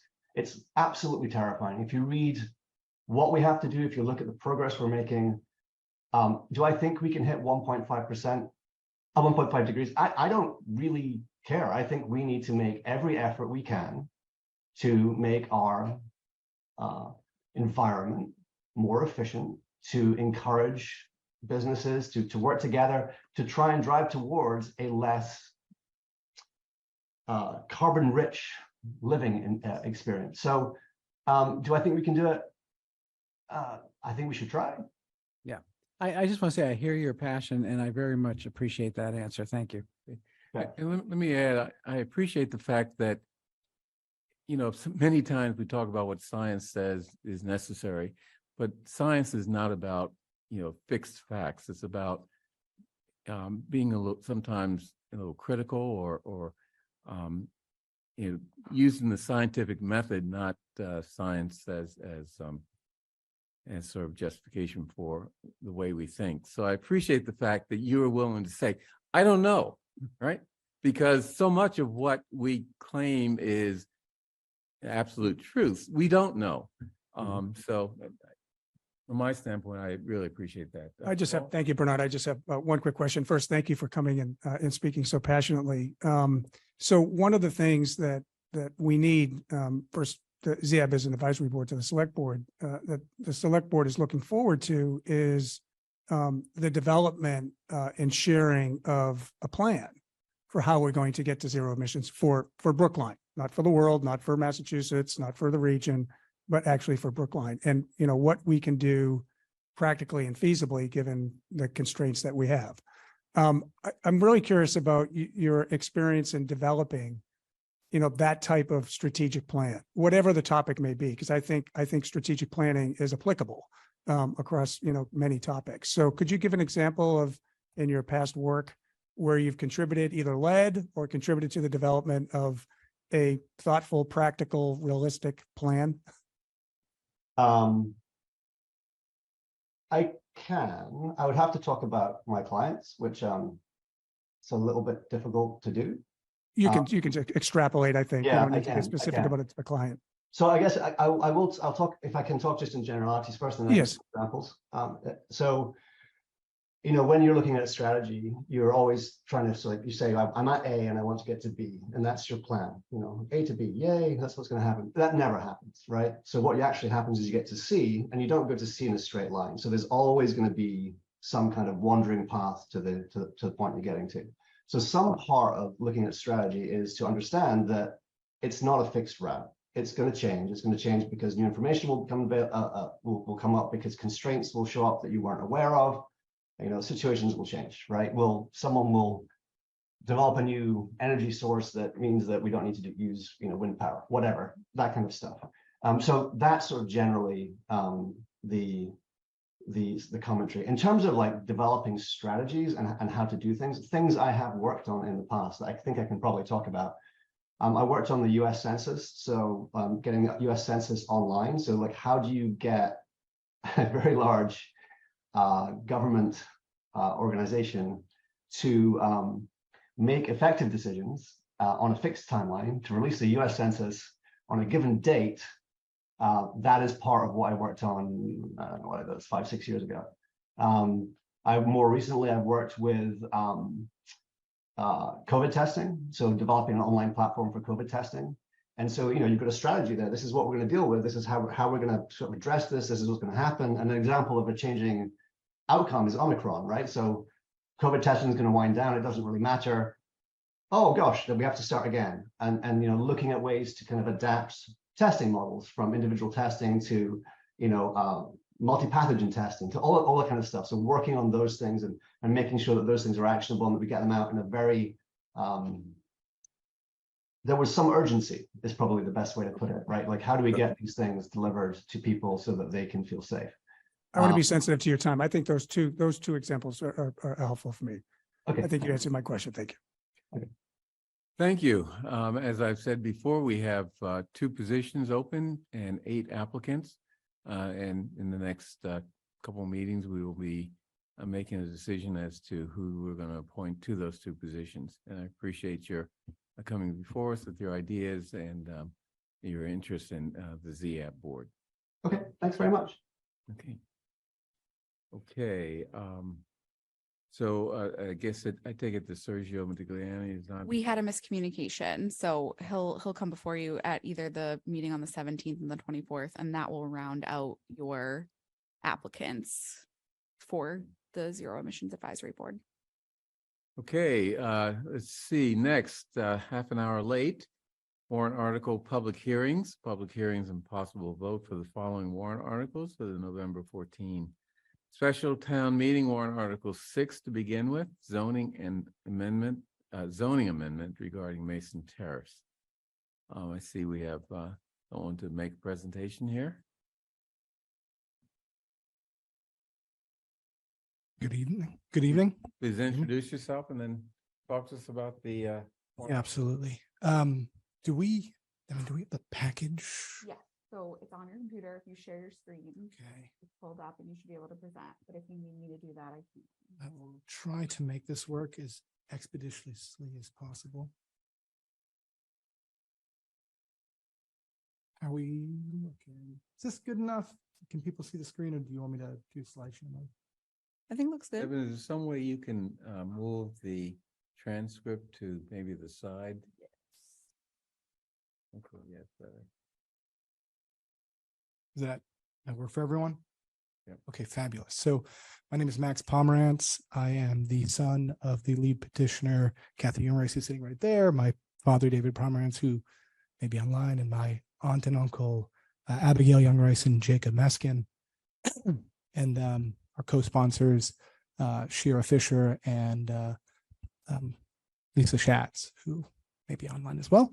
Talking to you about warrant Article 6, and I go to my next slide. So a little bit of background. So 30 years ago, my parents and aunt moved into the two-family house in 99 Mason Terrace, where I grew up my entire life. Welcome back. That's all good. Didn't want to be picked up yet. Continue. And so I grew up, I went to Driscoll, I went to BHS, and had a wonderful upbringing here. And as 30 years ago, my mom, who was a career social worker, and my dad, who was a public servant, was able to, with the help of family, be able to move here. I, middle income of the road, working as a inventory manager at Teradyne, recently married to Shira, my lovely wife, wanted the opportunity to move back to this wonderful town that I love, and found that it was infeasible based on our income, just assessing property values as they are today, which I know the town is grappling with and is a major issue. So we started getting creative, and I'll go to the next slide. So just specifically what we're asking for, right? We're asking for a single family small house, 1,600 to 2,000 square feet, somewhere for our 2 dogs and potentially future kids to grow up and live. And the creative strategy we came up with was many family meetings where we got them to agree that potentially we could take a dilapidated garage that's always been dilapidated since I've been there, and convert that to a small family house. And so we went down the path of different avenues to make this happen. The first one was looking at ADUs, right? And I know that there's some work going on with making ADUs more feasible, but that's really not an option, given that we want a small family residence. And then we were working with a lawyer, and then Paul Selko from the planning board, to put forth, the feasibility of a variance to make this happen. And after many communications and looking at the numbers, it's not feasible. And she's, much better than me, but effectively what ends up happening is you get, I think it's called infectious, I'm going to forget the term, but effectively that the ADU variable becomes so egregious when we try to do this that the zoning appeals board would not approve it, is the professional opinion. So from there, I was advised that really the only option, the last stop on this journey, is to seek a warrant article, which I have been doing over the last many months at night. And so putting together with the warrant article 6 team, trying to make sure that there's a feasible plan for the neighborhood and outreach. And so what is the warrant article 6? So I'm not sure if you can clearly see the map. I don't know if there's a pointer that I can try to show this here, but effectively what we're talking about is 3 properties. We're looking at 99 Mason Terrace, 111 Mason Terrace, and 117 Mason Terrace. And currently they are all zoned for single family conversion, which you can see aligns them with this region on the other side of the street. And surrounded on all 3 sides is multifamily housing that had been there longstanding, M1.5, M2.0, and M1.5 on the right-hand side. And so really the warrant article would allow for the rezoning of these 3 properties and allow for the building with special permission of the single family house that we were seeking for. It is this viable solution forward. And then in addition, it sets up for a future state, not near term, but future state in which, there would be potential for more multifamily housing in this area that already pre-exists. Go to the next slide. In reaching out to the community, we heard their concerns. And so we are trying to make sure that these are met here. And so one of the big concerns was, are you going to change the street view, right? Obviously, and we are not going to change the street view. We're going to be building behind the current residence. Green space is always a concern. And as an avid gardener, I understand green spaces. I love them. And so we would have a landscaping plan that would not be an issue. Additionally, one of the major benefits of making these multifamily houses is that there is a private easement that has public access granted to by the town legacy. So you can access from Mason Terrace to the Brandon Hall T-stop. And that will not be infringed upon with this warrant article at all. And in future, if there were a multifamily, they would have easy public access. And I actually can see that in the previous map here. I drew that out. That green line shows from Mason Terrace all the way down to the Brandon Hall T-stop. And then lastly, concerns around taxes, right? As everyone should be. And we got confirmation from the chief assessor that the taxes would not be affected by warrant article 6. Lastly, a major consideration for the subcommittee of the advisory board that we met with was potential build out plan and understanding the realization of what could happen if this change were made. And so with help from Steve at the planning board, he was able to draw up a draft, and effectively what could happen in the future would be a potentially 15 to 20 unit apartment building with a special permit with approximately 20,000 square feet, which 3 to 4 stories, and again, would align with the building adjacent that is stacked right on top of the current 2-family. I wanted to link up to our supporters. I kind of put them in 3 different tiers. The majority of precinct 11 town meeting members, a list of almost every abutter that is adjacent to the property. The one remaining is 97 Mason Terrace, who is the apartment building to the left. And I'm working with John Rumpler, who's a town meeting member, who's currently in Australia. I gave him our package. His major concerns were the easement and the green space. And my hope is that what we've stated here alleviates that. He's going to meet with them, and then hopefully we'll get their support as well. But we've been in many communications, and I have a slide about that communication with that, those residences. And then lastly, one of the major concerns from the sub-advisory committee, I apologize, was that the abutters and neighbors didn't have a sense of what was possible, right? And so even though I had conversations with them about it, they wanted firm evidence. And so we started working on that last night, or this morning, sorry, Devin. I sent you 5 letters, and there's more coming in. And effectively, it's a restatement of their support with the fully stating that they understand that a apartment building of 20,000 square feet and other apartments could be built, and they still support the action because, excuse me, they still support the action and believe that the community would be better off for warrant article 6. I think that's really it. You've reached 7 minutes. So perfect timing. Perfect. I'm sorry, what did you say? He reached the 7 minutes, so that was the perfect. Go back to your citation slide that you. Yeah. Just for the 2 photos. Yeah. Okay, thank you. Yeah, of course. Okay, thank you. Any questions from the select board? John? Thanks very much for a presentation that I think has done a lot to clarify what is the substance of this request. I'm fascinated by this because Mason Terrace is a great street, and it's got, I won't say a unique mix, that's probably an exaggeration, but it's got an amazing mix of single families, multifamilies, apartment blocks, blah, blah, blah, all sort of up and down a street. If I'm, just correct me if I'm stating anything incorrectly. So what's at stake here is that on this street where there's a whole, quite a mix of different uses and different zoning applications. Yes, sir.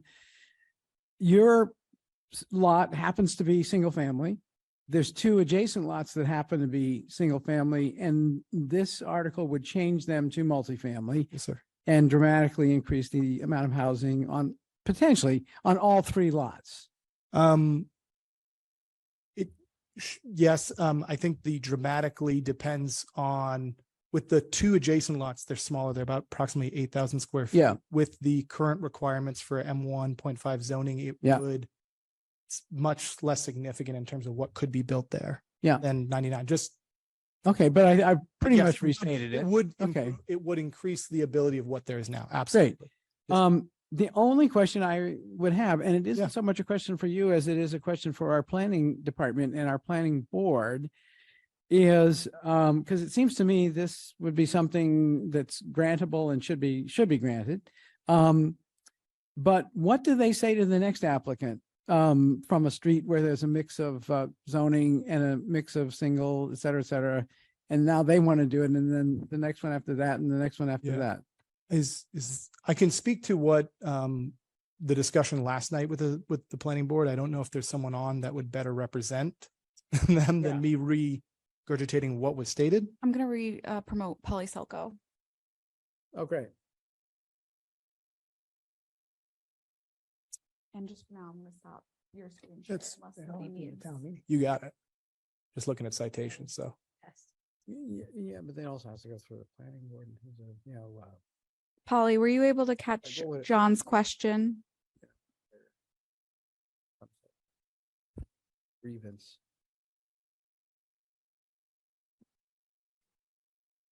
Polly, do you want to hear it again, or? Polly, are you there? Polly, are you there? Let's start with Polly, are you there? While we're waiting for Paula, can I ask a question? Yes. Okay, now I. There she is. Oh, There she is. And here I am. Hey, No, Polly. you can repeat the question because as you're joining, the screen goes off. Okay, but you're on screen in hopes that you might answer a question I just asked, but I don't know if you heard it. She did. No, that's what Oh, I'm okay. saying. I didn't hear the whole thing. Okay, so I'll try to be much shorter this time. So this is a street that has a mix of zoning, a mix of housing. It happens that there are three lots that are the subject of this warrant article that would have to be changed from single to multifamily in order to address the housing needs of someone. And the planning department and the planning board have to decide whether they think this is advisable to approve. What basis do they have if they do approve it, what basis do they have for ever denying it again in any similar situation? Well, I do agree with you. I did hear that last part, and it would be very difficult.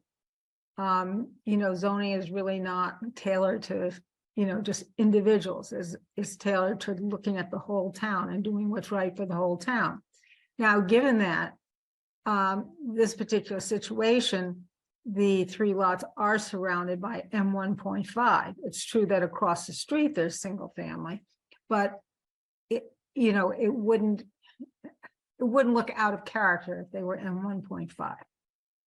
On the other hand, no matter what zoning is on this lot, to put another house or to put an apartment building, they will definitely need special permits. There is no way to avoid special permits. So But Paul, they could avoid a variance if it's changed to M1.5, because given the current lot, if they were to subdivide it, the existing house would be way over the allowed FAR. And it's unlikely, in my opinion, that the Board of Appeals would approve that because they would be creating their own nonconformity. And the word that Max was trying to think of is infectious invalidity.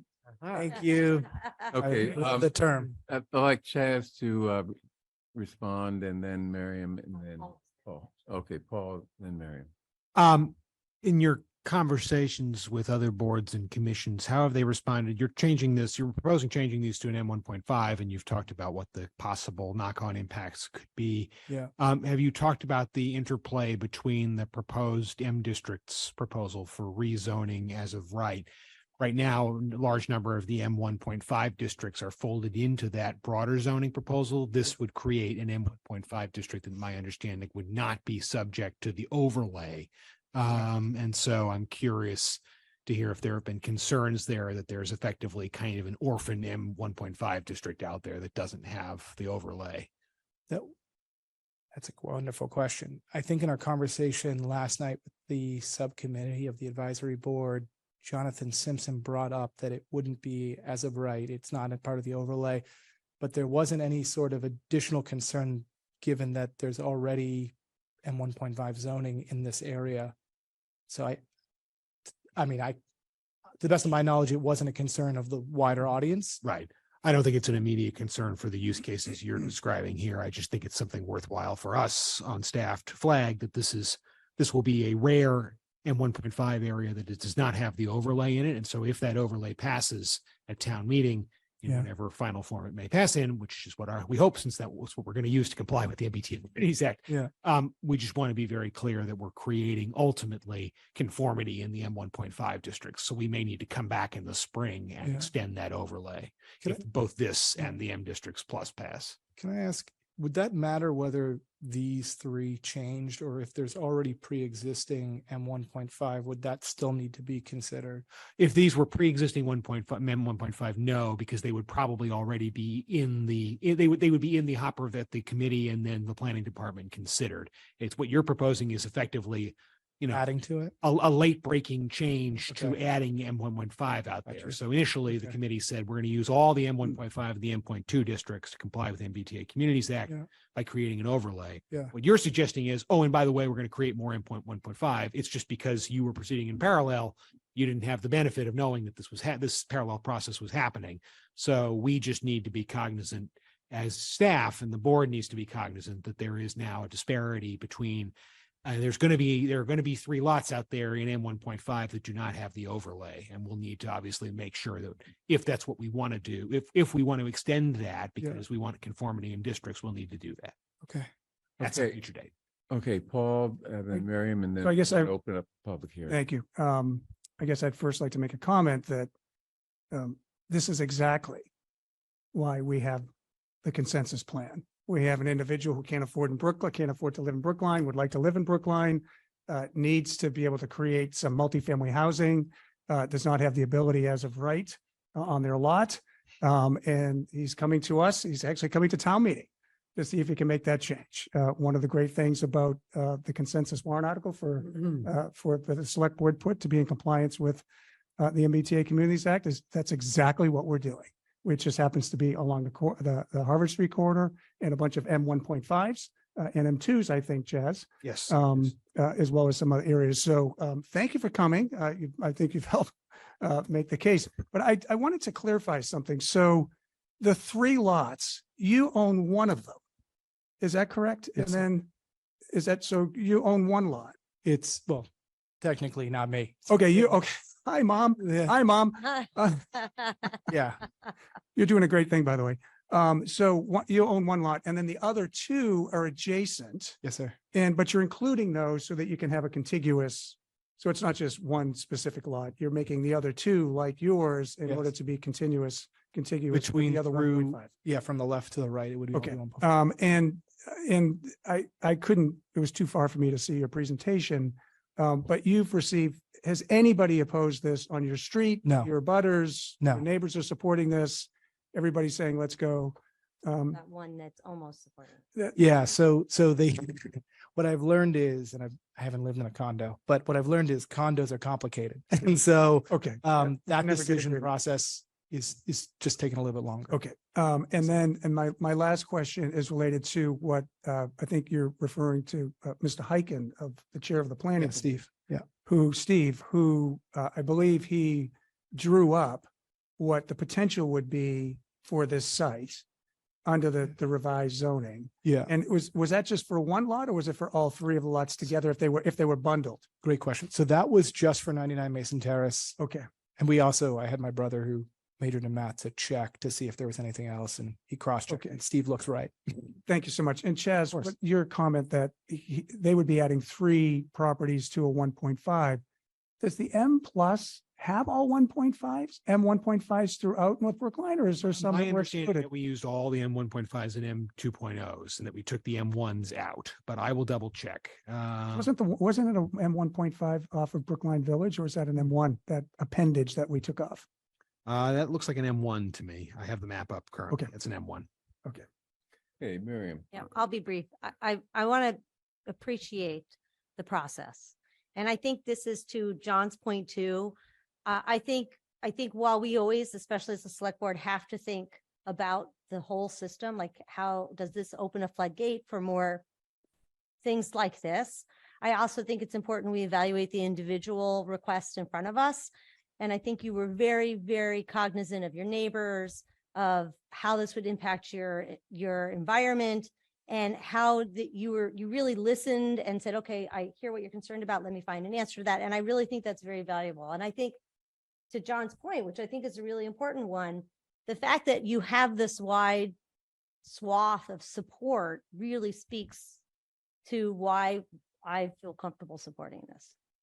Let me just add one clarifying point. It is not all, there are a couple of M2.0s and M1.5s outside of in North Brookline that are not part of the consensus plan. So I apologize. So Chaz, just follow up, because it was my direct question. So Chaz, does that mean that we wouldn't necessarily need to go back and include them in the overlay, because we already have some 1.5s that are not included? Well, the ones that we are including are they literally are on either side of these three lots. Oh, okay. So it's like right in. I yeah, see. It's there. Okay, John, quick, Yeah. we open up the public hearing.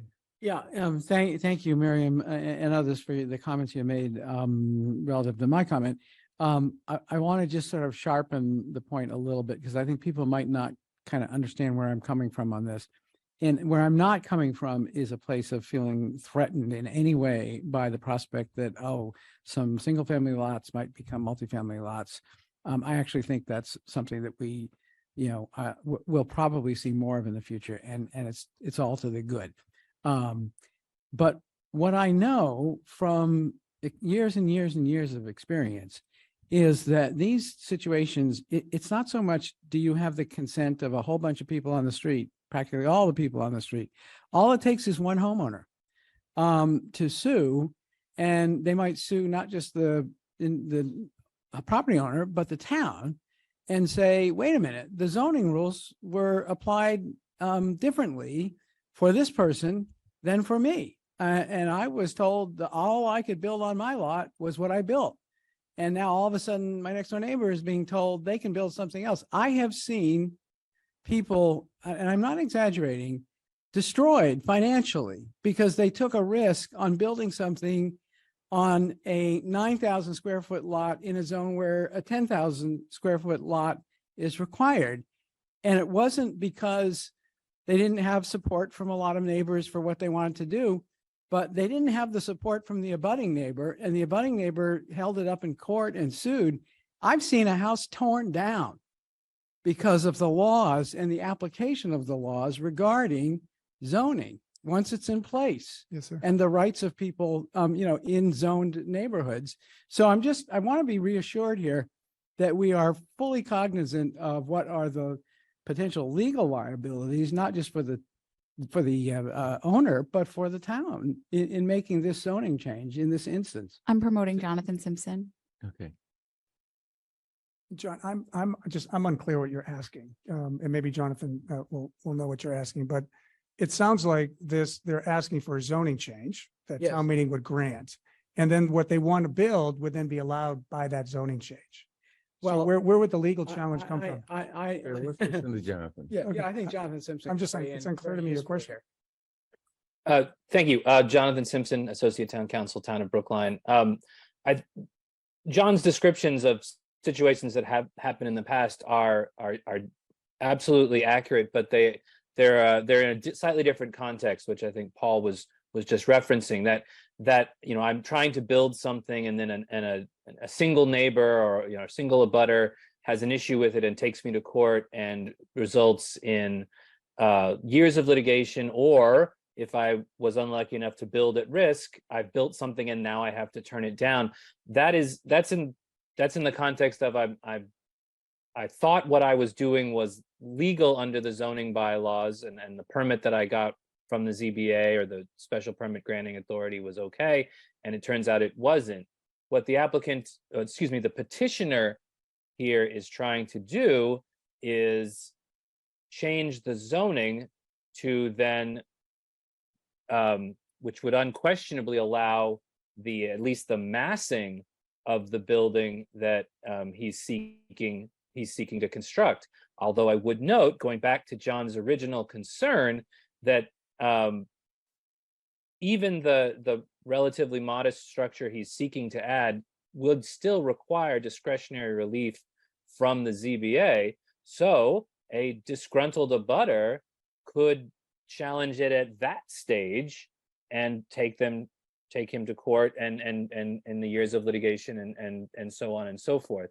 But I think at least to confine our discussion to what is actually before you today is a zoning change that sort of gets around any of the concerns that John was just raising about litigation.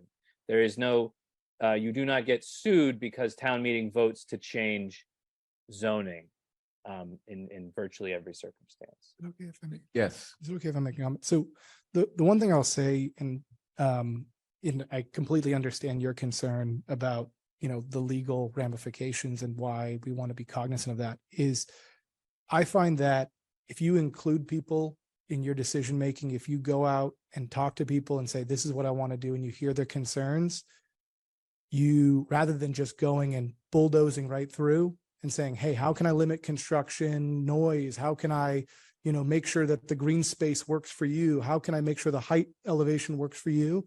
And I incorporate that. I find that people are much more amenable and don't want to get into a prolonged lawsuit and want you in their neighborhood. And I want to be in a neighborhood that accepts me. So I will make every effort to make sure that everyone's comfortable with what I'm doing. And I've already stated that to everyone. Okay, this is a public hearing. I'd like to open it up to the public hearing. Devin, do we have anyone in the queue waiting to speak?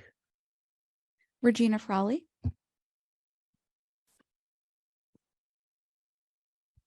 Hi, Regina Frawley from 16.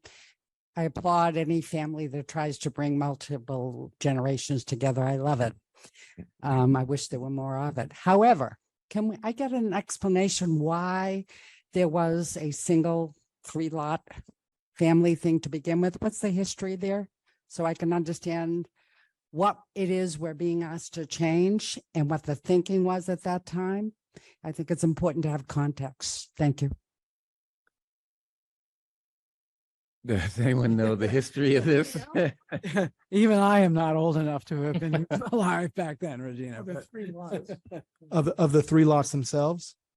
So from what I could dig up, and I need to do a more historical analysis, is that the 3, or at least 99, was pre-existing. The house was built in 1900 I looked it up at the assessor's database. And after about approximately 10 years after, it looks like the significant, I think 16-unit apartment complex was built next door. So right adjacent, I don't know if you pull up the slide deck, but it's effectively 6 feet from the house. And so I think what effectively happened is you got a hill with a bunch of single families on either side. And then the decision started coming in.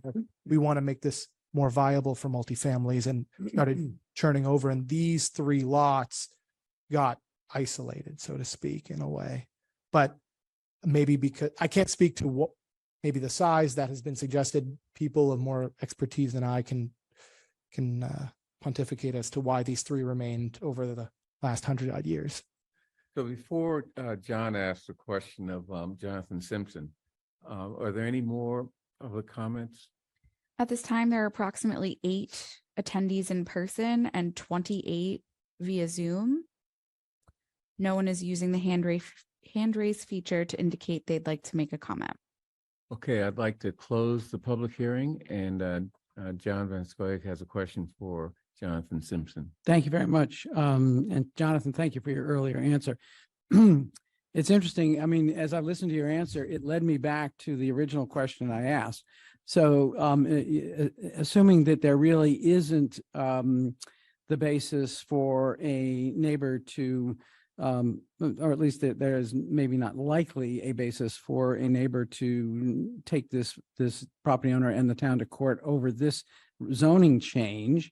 What if that neighbor then asks for the same treatment on their property and is told, well, we did it for one person, but we're not going to do it for every single family lot on the street.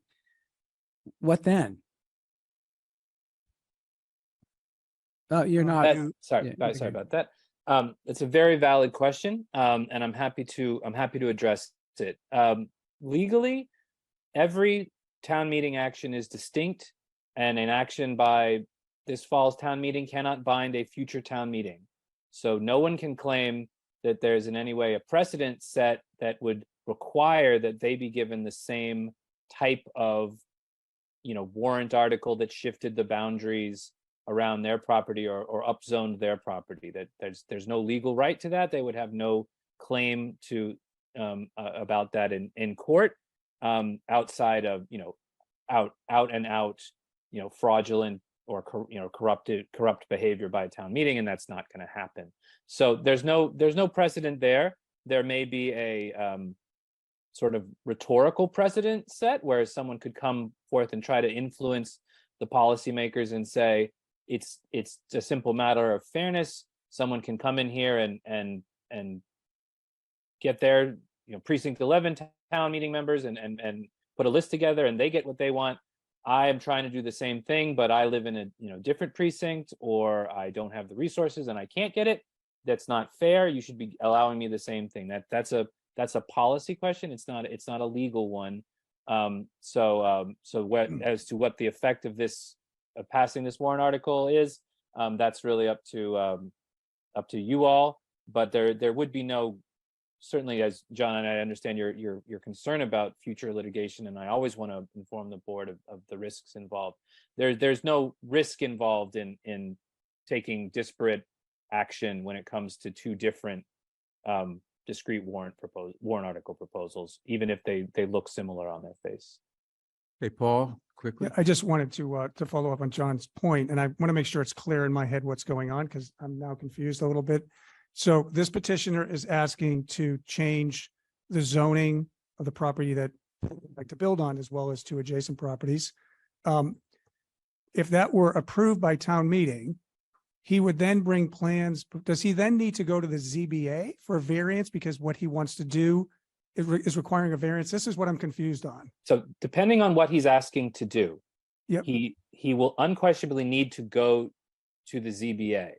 But it is our understanding, based on the plans that he was showing at the beginning of his presentation to just build the additional single family structure, that all he would need at the ZBA is a special permit, which is a significantly lower standard. They're more often than not, I think, I probably can speak to this more than me, but I think they're granted more often than not if you actually, you're willing to engage with the process.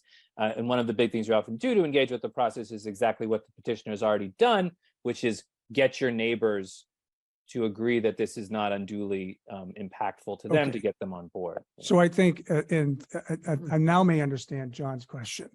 So I believe what John was asking is that when that special permit is granted, and a second property or second structure is built on that property, do others within Brookline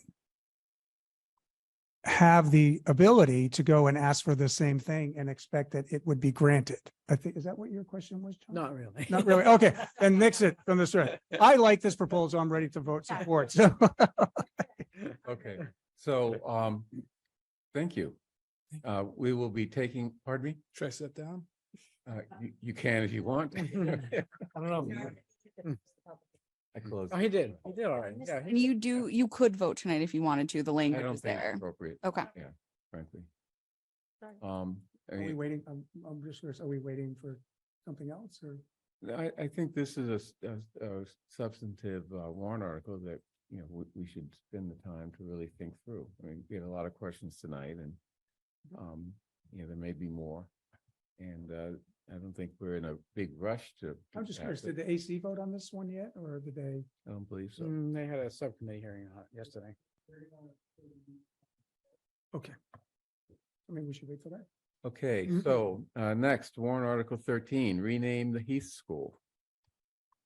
Anyone here? I'm not actually presenting, so I am a co-petitioner. Okay, anyone? Dave Gayshock is going to be presenting, I am presenting. There he is. Okay. and Principal Sebelius is requested. Mr. Chair. So tell us about this renaming of the Heath School, both the process as well as the person for whom you want to name it for,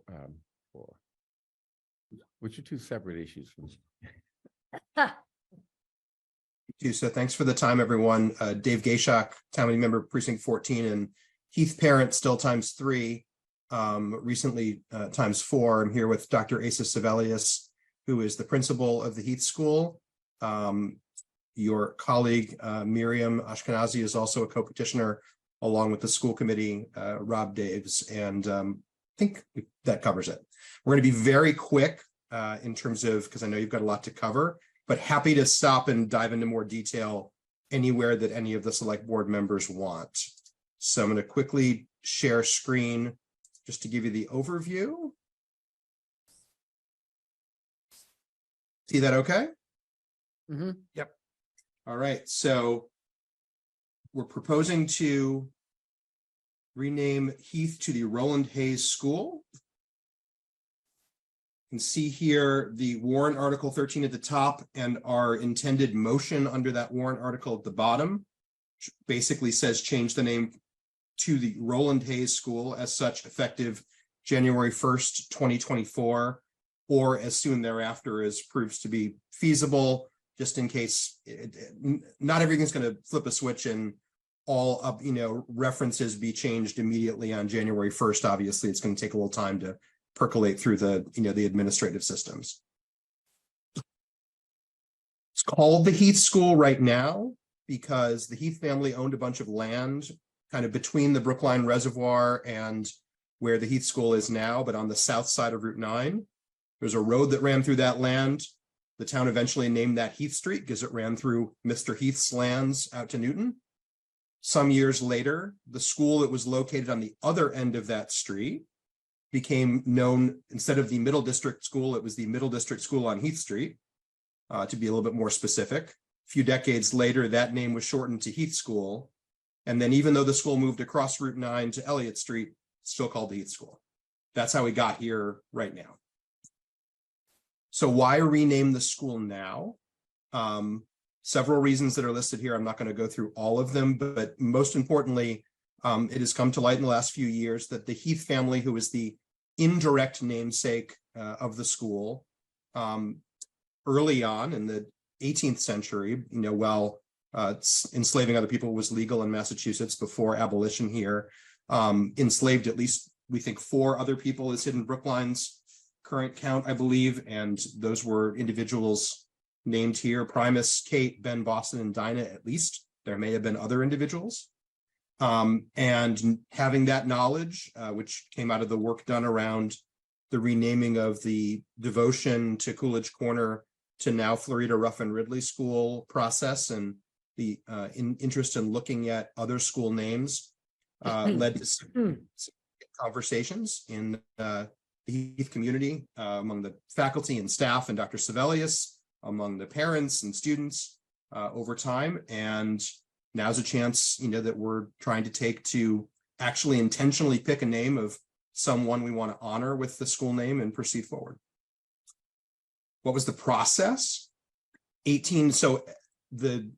Dr. Sebelius can get into a lot more detail on this, but I'm doing the quick version, but happy to answer any questions the board has. So coming out of the process that resulted in Florida Ruffin Ridley, Dr. Sebelius and others were alerted to the fact that similar research had revealed that the Heath family did enslave other people, for a period of time back in the 18th century. And that led to a series of conversations around what implications that had for whether Heath should continue to be, named Heath or renamed, particularly in light of the precedent that the town meeting had overwhelmingly decided to remove the Edward Devotion name from the Devotion School and ultimately to rename it Florida Ruffin Ridley. There was a process of community conversations within the Heath community to which the broader community around Heath was invited to talk. The perspectives were not all aligned. People expressed different views. Over time, the consensus in that conversation pointed towards we should pursue a new name. So there was a adult committee that helped Dr. Sebelius steer that process. Miriam and I were both part of that committee. There were several others. There was a community call for nominations that yielded 23 unique nominations from, I mean, it wasn't just limited to the school. Whoever wanted to submit a name was able to do so and welcome to do so. Those 23 unique nominations, which you can see at the link that I put at the bottom of the slide, if anyone wants to know more about them, were narrowed down by a student committee to 4 finalists. And then additional work was done to understand and educate the community about those 4 finalists, leading into a student, parent, and staff combined vote in June 2023. There were over 700 participants in that ultimate vote, and the clear winner of that vote was Roland Hayes, for many reasons. I've listed several here, but happy to get into those as well. But accomplished longtime resident of Brookline, who really has a quite amazing life story that I think many people don't know, absent processes like this. And I've encouraged those who don't know Mr. Hayes' story to read and listen to it in various sources, because it's quite notable. So happy to get into more detail, but Roland Hayes was the choice selected from that process that is being nominated now. And we have the support so far of a unanimous school committee, as well as the Brookline naming committee. We understand via reports to the naming committee that there's also support from the Preservation Commission and the Parks and Recreation Commission, because their members on the naming committee both conveyed that support to the naming committee. And we hope the select board will vote to join this list. Let me turn it over. Dr. Sebelius, do you want to add anything, more detail anywhere? I know I did the super quick version. You have 30 seconds. First, I want to just say thank you to everybody for having us tonight and for listening.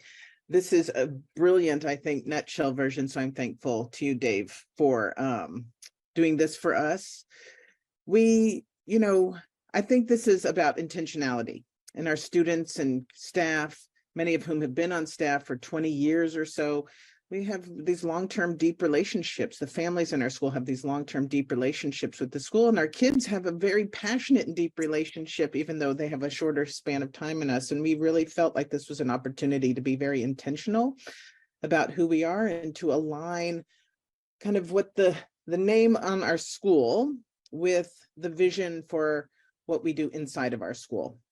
And knowing about the history of the Heath family, regardless of kind of time, place, space, the way things used to be, and so on, this felt like an intentional moment for us, and we enthusiastically move forward in this way with lots and lots of community support.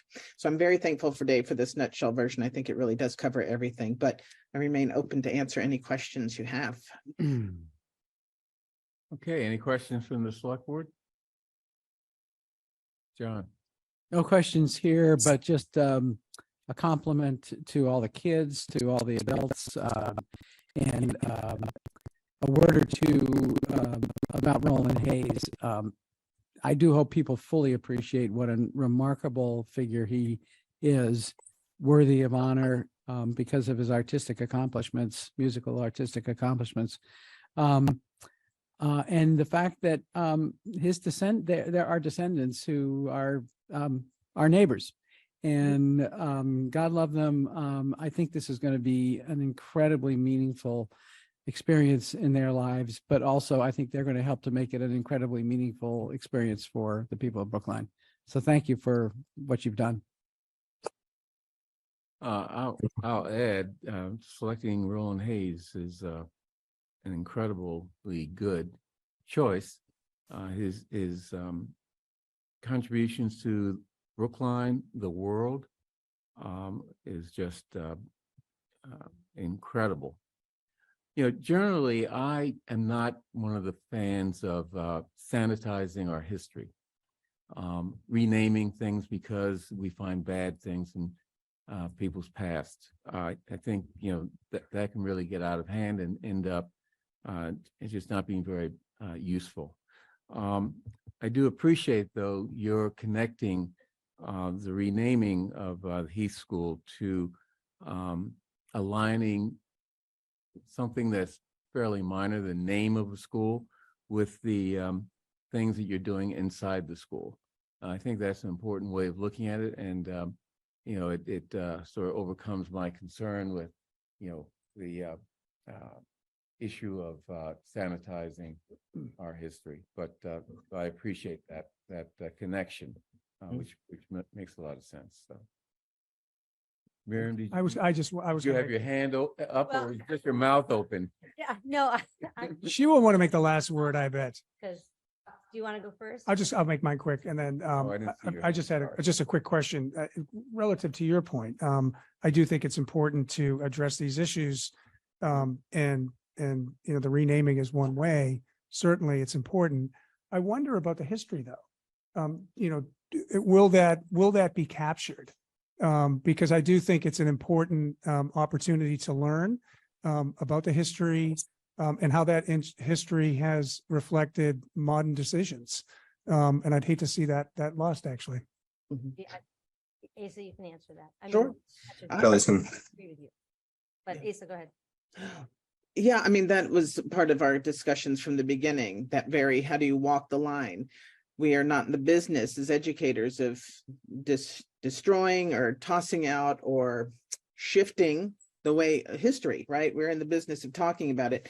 And we have in our building, we have several kind of, very beautiful plaques noting when the building was kind of laid, the foundation was laid, when extensions and renovations were made, under whose, school committee members, et cetera. And we would want to add to that the process, the timeline, the reason, and our intent. We also want to further understand like the actual land our school sits on and name that. And so we are in the business as educators, I think, of naming and claiming and understanding rather than ignoring and dismissing history. And so that does exactly what you say, feels really important to us. I'll also add that, I'm wearing my Roland Hayes new school name, sweatshirt. Very few have been made, less than 10 have been made, mostly for the kids on the committee. I took one too. But through a, very, very strong connection, we were able to get one of these to Afrika Hayes Lambe for her 90th birthday. And she's wearing it right now, which is really exciting as well. So the connection in the community is really important and very strong here. So I also agree with that community connection. So intentional and intense, and we love that. Okay. Yes. Minutes. So I just want to say, I can't emphasize enough what a school-driven process this was. The students owned this. We did ranked choice voting, by the way. That's how we voted. But it was really important to the staff and the students. And I think this is something that the greater Heath community, there was a lot of outreach to the greater Heath community. It was in the superintendent's update every week. It was in ACE's update every week, but this was a student-driven process. So I just really want to emphasize that. Okay, so this is a public hearing. Evan, could you see if there's anyone in the public that would like to comment? The first person signed up for public comment is Sana Hafiz. You've been promoted to a panelist. You can unmute and share your video if you're comfortable, and your time will begin. Thanks, Devin. I actually think that the name is not an insignificant or rather minor thing. I think that the names of these places are of quite importance, as we've seen with the Edward Devotion School that had its name changed. I just had a question about engagement. How many Black and Brown people were a part of those 700 that voted? And I understand Miriam had just stated this was an effort by students. Were these efforts led by Black and Brown students? I'm just trying to see a little bit more information on that. Yep. On our committee, we had 6 children full-time. One is 3 of them are of color, Black and Brown kids. One of them is a student who is enrolled through Metco. We had students on, and then every student in our school voted. So every student of every age, of every ability, we were able to capture their votes. So let's say our data was that this is not accurate data, but if 20% of our students are identified in our database by their parents, that's how students are identified racially, as a Black student or a Hispanic student, then those students absolutely voted because every student voted. We had a 2-day voting period and worked really hard. The parents, we had a very strong parent participation rate. I don't have the data on how many of our parents who are Black and brown voted, but we had a very strong parent participation rate. Thank you. Any other members of the public would like to speak? At this time, there are approximately 5 attendees in person and 24 via Zoom. No one is using the hand raise or Q&A feature to indicate they'd like to make a comment. Okay, I'd like to close the hearing. And unless there are any other questions, I'd like to move on to the next warrant article. I think this is a significant enough warrant article that we shouldn't have the hearing and vote at the same time, but rather give us an opportunity to digest, what was said, but also more importantly, think about other aspects of this question that should be considered by us, both here as well as at town meeting. So I want to move on to the next warrant article as opposed to voting tonight, unless anyone objects. I mean, I'm happy to vote tonight, but I won't. Yeah, okay. I'm clearly happy to vote tonight. It's my warrant. Yes. I'm co-petitioner, Yeah. but I don't object. Yeah, okay. Okay, moving on. Next warrant article. Warrant Article 14, pet store animal ban.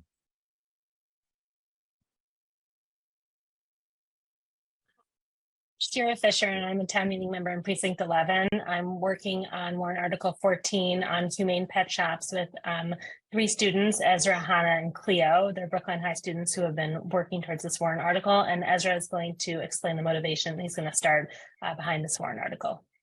Ezra, are you there with the slides? Yes, I'm here. It had me leave the meeting and then rejoin when I became a panelist. So let me share my screen. Okay, great.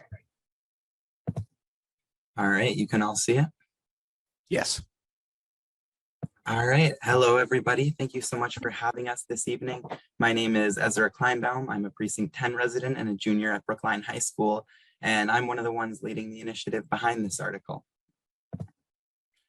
This article would prohibit the sale of mammals, birds, reptiles, and amphibians in pet shops. To be clear, this does not apply to breeders or animal shelters. And what this really is about is puppy mills and kitten mills and rabbit mills and other cruel, large-scale commercial breeding facilities that sell animals through pet shops and almost exclusively through pet shops. Under this article, pet shops would still be allowed to partner with animal shelters and adoption agencies to display animals for adoption, so long as they are not profiting off of any adoption that would occur through their store. And this is really an active preventative measure, which my co-petitioners will speak more about in a minute.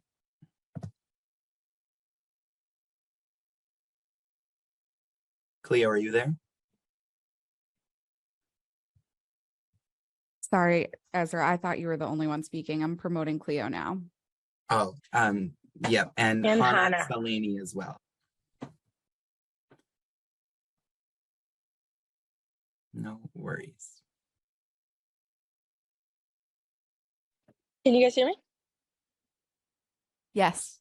Okay, awesome. Are we good to? Yeah. Okay.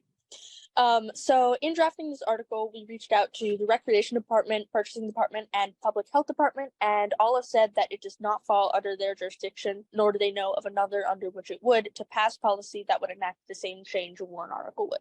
After researching similar bylaws, we have modified this ordinance to use AG-approved language, which has also been reviewed by the Town Council and Town Moderation prior to submission.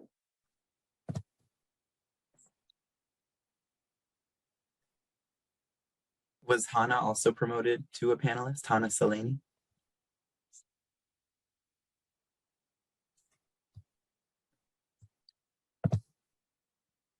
Hello. According to the Humane Society, there are 2.6 million puppies that come from puppy mills every year. And puppy mills are commercial breeding facilities that force animals, such as dogs, through pregnancy cycle after pregnancy cycle in order to maximize profit and the number of animals being sold for profit.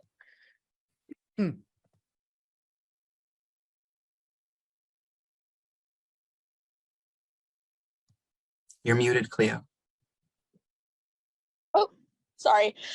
However, this article would not solely encompass puppies and puppy mills. Mammals, birds, reptiles, and amphibians will also be protected from predatory commercialization. USDA federal regulations on puppy mills are the bare minimum to keep the animals alive. Additionally, the Animal Welfare Act falls short of effectively regulating pet shops and puppy mills. This legislation does not cover birds, rabbits, and amphibians, which also experience physical pain and psychological anguish. Massachusetts laws lack effectiveness, as the majority of animals sold in Massachusetts pet shops are bred out of state, which means that local action is crucial in order to prevent the abuse and mistreatment of animals within our town. As of right now, there are not any pet shops in Brookline, but there are pet shops in neighboring towns and cities, including one in Alston, just 3 blocks from Brookline. There's also one in Newton, not too far from Brookline. And to clarify, the place in Brookline by Stop and Shop on Harvard Ave is not a pet shop. They're a pet groomer and a pet supply store. They give haircuts to dogs and sell dog toys, but do not sell animals. 13 towns and cities across the Commonwealth have already enacted legislation like this. And like we said earlier, we kind of took that language and adapted it to Brookline. It's been approved by the Attorney General. So as it becomes illegal, as other towns pass restrictions on the sale of animals in pet shops around us, it becomes harder for pet shops to sell animals there. They're not able to. So as that happens in more and more towns, we want to make sure that pet shops do not move into Brookline. This is a growing and developing field, and one that we can emerge as a leader in, like we have in the past on animal welfare. So I think that's Brookline. That's something Brookline has done a good job of in the past, and something we want to continue to do. Right, so there is a bigger picture, and although there are not any pet shops currently in Brookline, there are still many reasons to pass this article. It signals to neighboring cities and towns such as Boston, Newton, Milton, and Medford, as well as the larger Commonwealth, that our community can and will take action against animal abuse and maltreatment in puppy mills and shops. It would be a huge step towards enacting similar legislation where there are presently pet shops. Because there are no pet shops in Brookline, enacting this legislation would have no financial loss for the town. This means that this is the best time to enact such legislation because we get all of the good and none of the bad. So there are kind of 4 main reasons why this article is important. First, prevention. As other towns around us and other cities around us enact similar legislation, we need to ensure that pet shops do not come into our town and profit off puppies that were sourced through inhumane, large-scale puppy mills and other commercial breeders. This is also going to be a major step towards state-level legislation, which has been introduced in Massachusetts General Court. This is going to demonstrate to other towns and cities and to the Commonwealth as a whole that we are leaders on the front of animal welfare, as we have been in the past. And this is something that the people of Brookline support. Especially last night on the advisory committee subcommittee hearing, there were many people, students, town meeting members, business owners who are speaking in favor of this. This is something that many Brookline High School students and many of my peers and friends support very strongly. So we hope to have your support as well. Thank you. Thank you. Any questions from the select board? I guess I have a question. Did you reach out to, I'm sorry. No, you first. You first. Oh, I had a question, right? Did you reach out to the pet stores and I guess the closest one is Alston? They sort of get their view of this? We did not. Okay. I mean, this would only apply to Brookline, so this legislation would not affect them. Well, I mean, it would be helpful to get their point of view in terms of whether this is a good piece of legislation for Brookline. I mean, just to sort of fill out the details of of your research. Anyway, John? Yeah, thank you very much for the work you and the other students have done on this. And also thank you to Shira and the other adults who have done work on this. Full disclosure, as a young person, I was once a young person. I had pet hamsters, pet gerbils, pet rabbits, they were actually roosters that we thought were hens, but you find out a lot of things when you let a chick grow.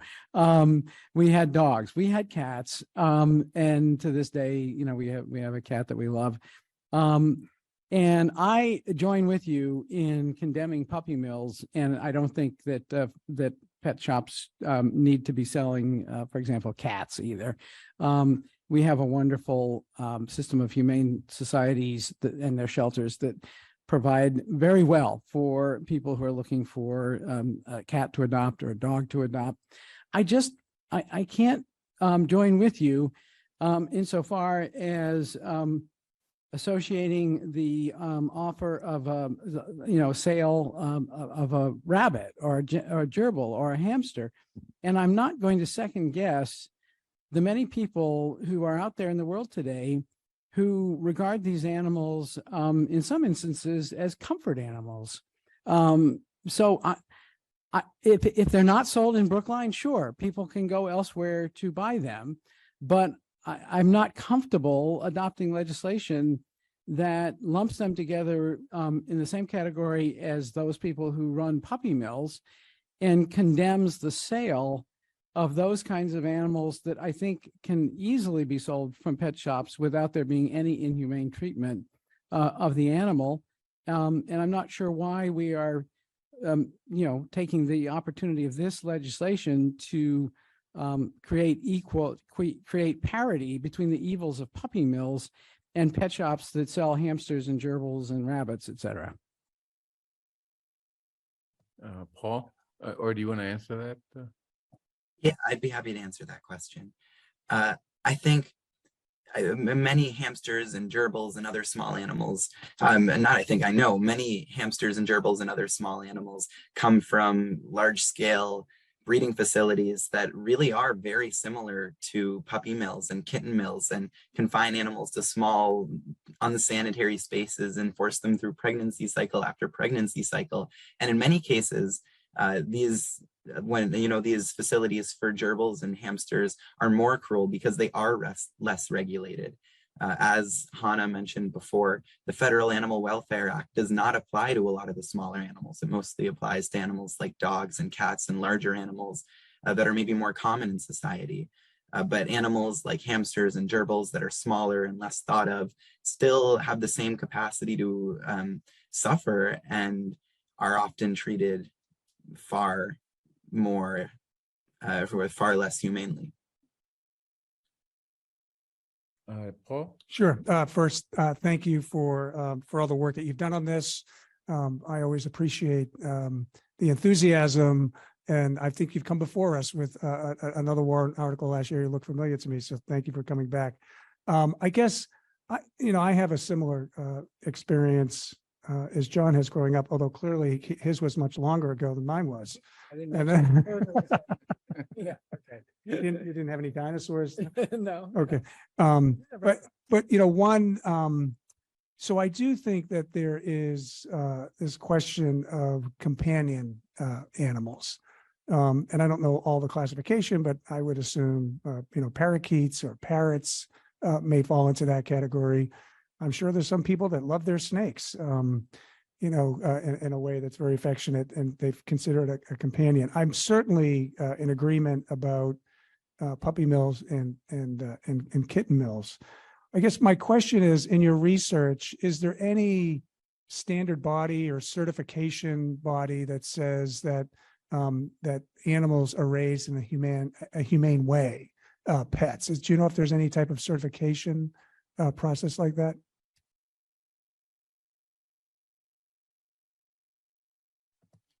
I can talk about this for a second, then if any of you want to add on, feel free to do that as well.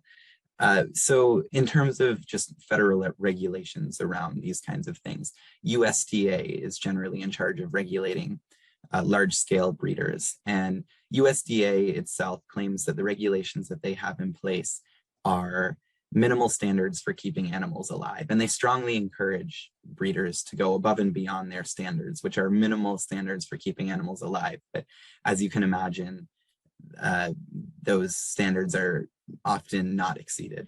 I think Cleo has something to add to that.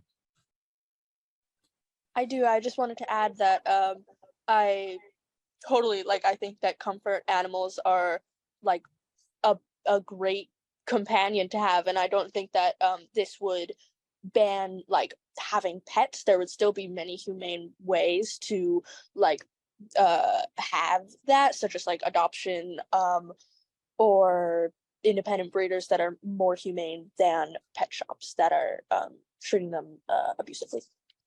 I guess maybe I'm not sure if maybe I didn't ask my question clear, but I'm not sure if I don't think you answered it. But I wonder, I could see humane pet shops in Brookline, that are offering animals that have been certified as raised humanely. That's why I'm asking if there's such a body. But to have a complete ban on the sale of any animal in a pet shop within Brookline, I feel like that's, that is a kind of bit of a broad, heavy hand. And I'm wondering if there's some middle ground, because I happen to agree with you that, we need to treat animals humanely. And I wonder if there are humane sourced animals for pet shops. Does such a thing exist? And I would be interested in exploring that, with you as a possible amendment, as opposed to just the outright ban of the sale of animals. I have something I think important to add. So guinea pigs, 2 dogs, 2 cats. Full disclosure, one of my dogs is a rescue. One we got from a breeder, although it was a breeder we knew. Not that I will never buy from a breeder again now that I have rescued. One of our guinea pigs was disabled, and we got him from Mike, the guinea pig. He had a little wheelchair. We got him from the MSPCA. Mm-hmm. So in fact, you can go to the MSPCA and get bunnies. And I don't know about snakes. I've never seen snakes there, but I've seen bunnies. I've seen hamsters and gerbils and disabled guinea pigs, because that's what my kids wanted, and birds. And so there are places to go to humanely rescue these animals who need homes. And for me, it was a personal journey. Again, I have a dog I bought at a breeder, and I learned myself that I'll never do that again, that I'm forever going to rescue, because there are plenty of animals out there that need homes, that are in the Humane Society system, that we can help, rather than encourage a system by which animals are eventually abused in some way. So for me, I'm happy to support this without hesitation. Any other comments from the select board? No, this is a public hearing, and May I add on to that quickly? Sure. I just want to add that what I think Ms. Ashkenazi was getting at is that this article is going to help shift the market. It's going to shift the market away from pet shops, which really do overwhelmingly tend to source from puppy mills and other large-scale breeders. There may be some exceptions to that. That's something that we could certainly look into a little more and send you some information. But this article will really shift the market away from pet shops, which overwhelmingly source from puppy mills, and it will shift the market towards adoption and towards responsible breeders. I will add that I think the pet shop that you referenced in Alston is Petco. And they're a large supplier of food and toys and all that other stuff. I also think that they do have some mammals there and some reptiles. The one in Needham. I don't know about the one in Alston. The one in Alston does, because I've used it. And so that we're basically saying that a Petco like that would not be able to operate in Brookline. Okay. Chair Green, I was wondering if you might want to combine the public hearings for 14 and Oh, good 15 idea. for these petitioners, giving them the opportunity to present Article 15. I believe there are a lot of speakers who are interested in making comments on both, so we could Okay. move it right along. They're different articles. But They I are. think they're sufficiently similar that that's fine. Petitioners, are you okay with that? Whenever you're ready, your 7 minutes will That'd be begin. great. Thank you. Okay, so once again, I'm Shira Fisher, town meeting member in precinct 11. I'm working on Article 15 with the same students, Ezra, Hannah, and Cleo, working on restricting certain animals and traveling animal acts. So I'll hand it over to Ezra. So no circuses, huh? Great, no. I am Hannah, and this is where in Article 15 that would restrict the use of wild animals in traveling acts. So this article would prohibit the use of covered animals in traveling acts, and a traveling act is defined as any performance of housing where such animals are transported to, from, or between locations for the purpose of such performance in a mobile or traveling housing facility. So this would include circuses, races, fairs, and mobile zoos. This would not apply to any permanent non-mobile institution, which includes permanent zoos. And there's a list of covered animals, which consists of wild animals, such as zebras, elephants, tigers, apes, and more, and would not include any domestic animals such as horses, dogs, or cats. So this would not cover any mobile petting zoos that kids may want to bring to their birthday parties, because horses, goats, sheep are not covered animals, or it would also not cover any animals commonly used in traveling reptile exhibitions.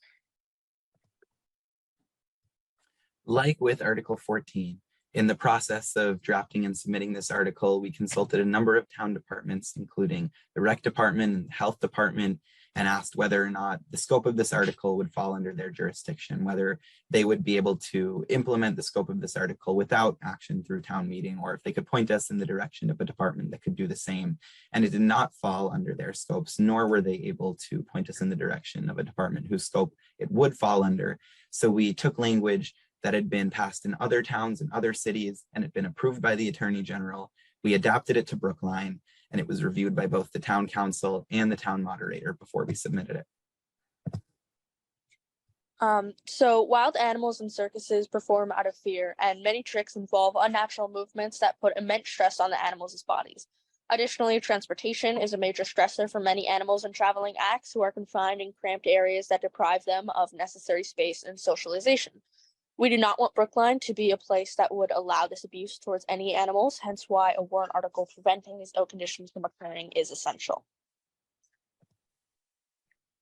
The distress and terrible conditions animals face in traveling circuses can come through as aggression, and there have been instances in Massachusetts where animals have harmed humans during traveling acts. This occurred 3 times in the Commonwealth in 2017, including an instance where a monkey bit an 18-year-old at the Brookline Fair. There are both federal and state regulations around the treatment of wild animals in traveling animal acts, but none are particularly comprehensive. The Federal Animal Welfare Act falls short in effectively regulating circuses, particularly when it comes to training sessions where the most severe abuses occur. The Animal Welfare Act's minimal standards allow facilities to comply with federal law while subjecting animals to grossly inhumane conditions. The USDA's Inspector General has documented the poor enforcement of these already weak standards. Massachusetts also has animal welfare laws, but these laws also fall short when it comes to preventing abuse and mistreatment of animals in circuses. These laws, such as prohibitions on excessive beating, are hard to enforce in private, unmonitored training facilities. Massachusetts General Law, Part 4, Title 1, Chapter 272, Section 77B, even specifically exempts circuses from a ban on the use of wild animals for amusement, although it does not expressly authorize them either. Local action is crucial because it fills the gaps left by federal and state law and ensures that animals are protected from abuse and mistreatment within our town. So there haven't been circuses in Brookline for many years, which actually makes now the perfect time to do so as a preventative measure. This would also mean that there are no economic drawbacks to implementing this policy and including Brookline with the many other locations that have banned these acts. 14 other towns have enacted similar legislation. Councilman Mark McGovern of Cambridge wrote in the past 11 days sharing his positive experience with enacting this kind of legislation in Cambridge. This is a growing movement, and we want to emerge as leaders. And as other towns in Massachusetts prohibit the use of wild animals in circuses, we are at risk of them coming to Brookline, which is why this legislation is important to prevent that. Truth be told, because there aren't any circuses in Brookline, there haven't been in many years, this article isn't going to do all that much in Brookline, but there are a couple of things it is going to do. For one, it's going to signal to other towns and cities and to the rest of the Commonwealth that we as a community care about animals and that we will not stand for their abuse and mistreatment in circuses in our town. But perhaps more importantly, by passing this article, we're showing neighboring towns and cities like Boston and Newton and Milton and Medford that we can and will take action to combat the abuse of animals. By passing this article, we're showing the rest of the Commonwealth that we are opposed to the use of wild animals in circuses. Legislation has been introduced in Massachusetts General Court. An act relative to the use of elephants, big cats, primates, giraffes, and bears in traveling exhibits and shows will essentially do the same thing that this article does. By passing this article in Brookline, we are showing the Commonwealth that this is something we support, and it is a step towards passing this legislation on a state level. Thank you. Thank you. So let's open up the public hearing for both warrant articles. The first person signed up for public comment is Hadass Marshall. Das has unfortunately gone to bed, so I will submit her testimony by email. At this time, there are approximately 5 attendees in person and 21 joining us virtually. No one has used the hand raise or Q&A feature to indicate they'd like to make a comment. Okay, I'd like to close the hearing for warrant articles 14 and 15. Any further discussion from the select board? Paul? I have one question for our town administrator. There he is. He's there. So this just this raised a licensing question for me. Yes. Would we be able to do something like this through licensing? Could the select board say, we will not license. It's a policy matter. Any traveling act, animal, I mean, essentially what the warrant article is saying. Is that another path to do something like this? My gut instinct is you could theoretically come up with a new category of license, but we have town council here, and town council, I'm sure, has some thoughts on that.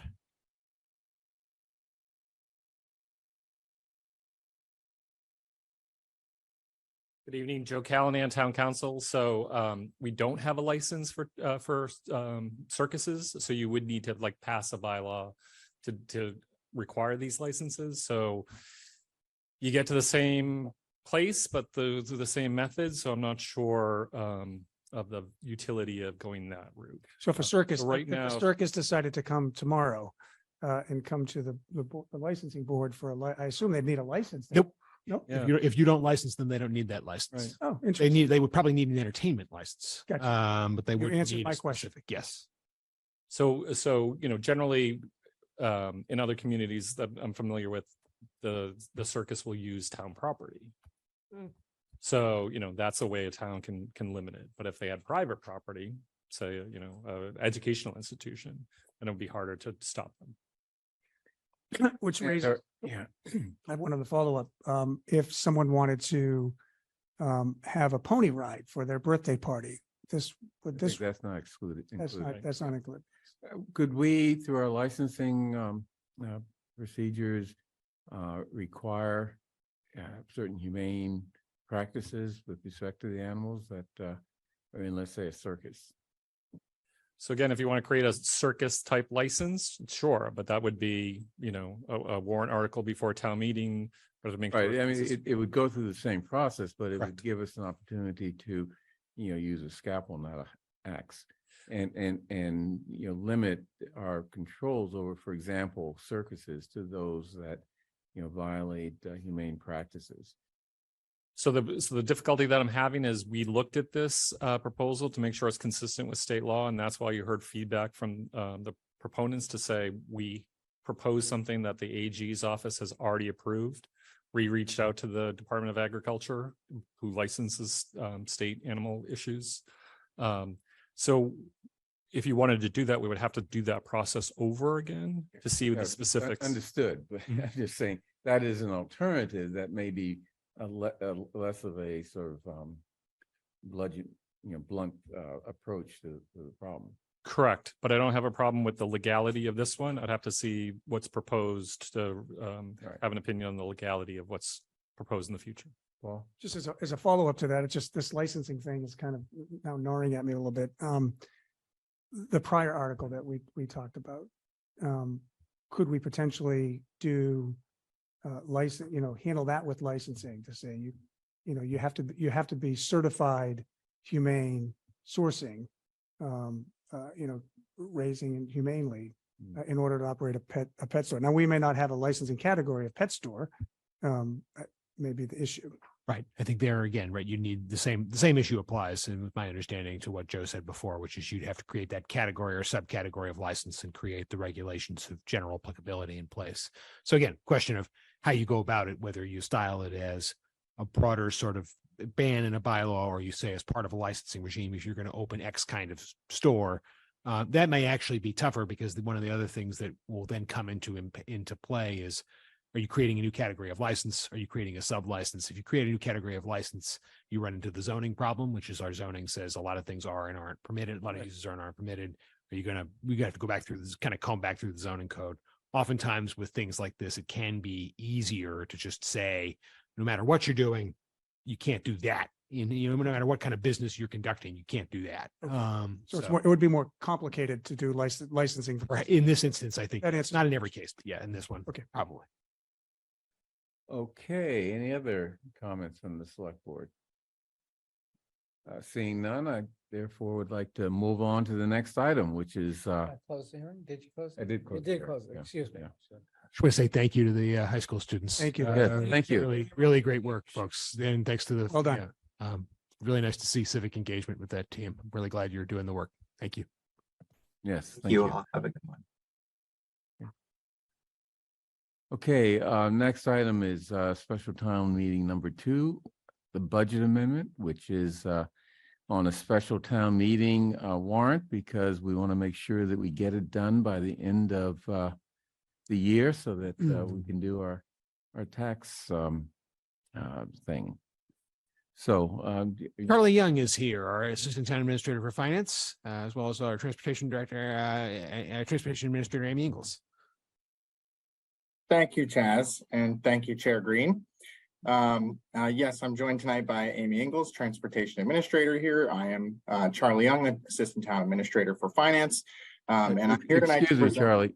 Charlie, before you go on, let me Yep. just make a note of the fact that Mike Sandman is now within the meeting on Zoom from some faraway place. You missed all the fun. Okay, well, welcome back, Mike. Feel free to jump in at any time if you want to say hi. So I'm here tonight before you to talk about Article 1 of Special Town Meeting 2, which is the budget amendment article coming up this fall. It's a fairly simple budget amendment article. This year, we just have one item to take care of, and that is the appropriation of transportation network funds. So I'm just going to read some language here. The town has received $126,823 in funds from the state assessment on transportation network companies like Uber and Lyft. The state assessment was 20 cents per ride, and 1/2 of what was collected has been distributed to the town and can now be appropriated to address impacts of transportation network services, Uber and Lyft on roads, bridges, and other transportation infrastructure. The Transportation Board has made the following recommendations of 2 items that it would appropriate these funds for. And those are first a subsidized transportation program for older adults for $100,000. This would support programs to increase access to transportation services for Brookline seniors in support of the town's goal of aging in place and our designation as a World Health Organization age-friendly community, and supplement funding to pay for the salaries of TRIP staff who manage the administrative aspects for the subsidized transportation program, support Brookline seniors, and coordinate with local and national counterparts to provide the highest quality service possible. So that's the first 100,000, and the second piece is $26,823 to support the Brookline Friendly Community Public Bench Project, which would purchase and install up to 10 more benches through the Brookline Friendly Community Public Bench Project. And so we are recommending the transportation board, we're presenting the transportation board's recommendation, that is, to appropriate these 126,000 in TNC funds. If anyone has questions, I have Amy Ingalls here with me, and I'm happy to try and answer them as best I can as well. Thank you. Any questions from the select board? I'm here. Bernard, I have a question. I just can't raise my hand because I'm driving. Oh, okay, Miriam. Sorry. Do we have an idea where the benches will be put? Thank you. Amy, you want to grab that one? Sure. That hasn't been determined yet. I think I would look back actually to see what kind of criteria were used for the previous round of bench implementation, just to, have a starting point. Aren't the benches connected to transportation related sites, or are they not? As far as I recall, Like bus stops? Not necessarily right at bus stops, but as far as I recall, they were put on like major streets that get a lot of pedestrian traffic, like Beacon Street and Harvard. So they're not required to be related or placed in a location that's related to transportation. So. Nope, it's more Okay. just a place to rest when you're walking along. I can relate to that. So Yeah. any other questions? Miriam, did you have anything else? No, thank you. That was a great answer. Thanks. Okay. Mike Sandman, how about you? No questions. Thank you. This is a public hearing. Devin, do we have anyone in the audience who would like to speak on this warrant article? At this time, there are approximately 5 attendees in person and 17 joining us virtually. I do see a hand raised. Okay. Promoting Bonnie Bastion.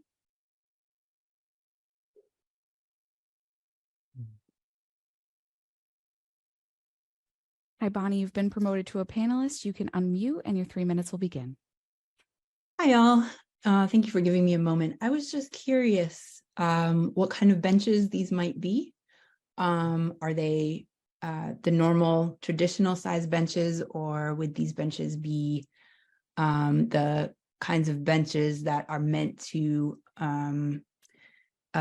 discourage folks from sleeping on them?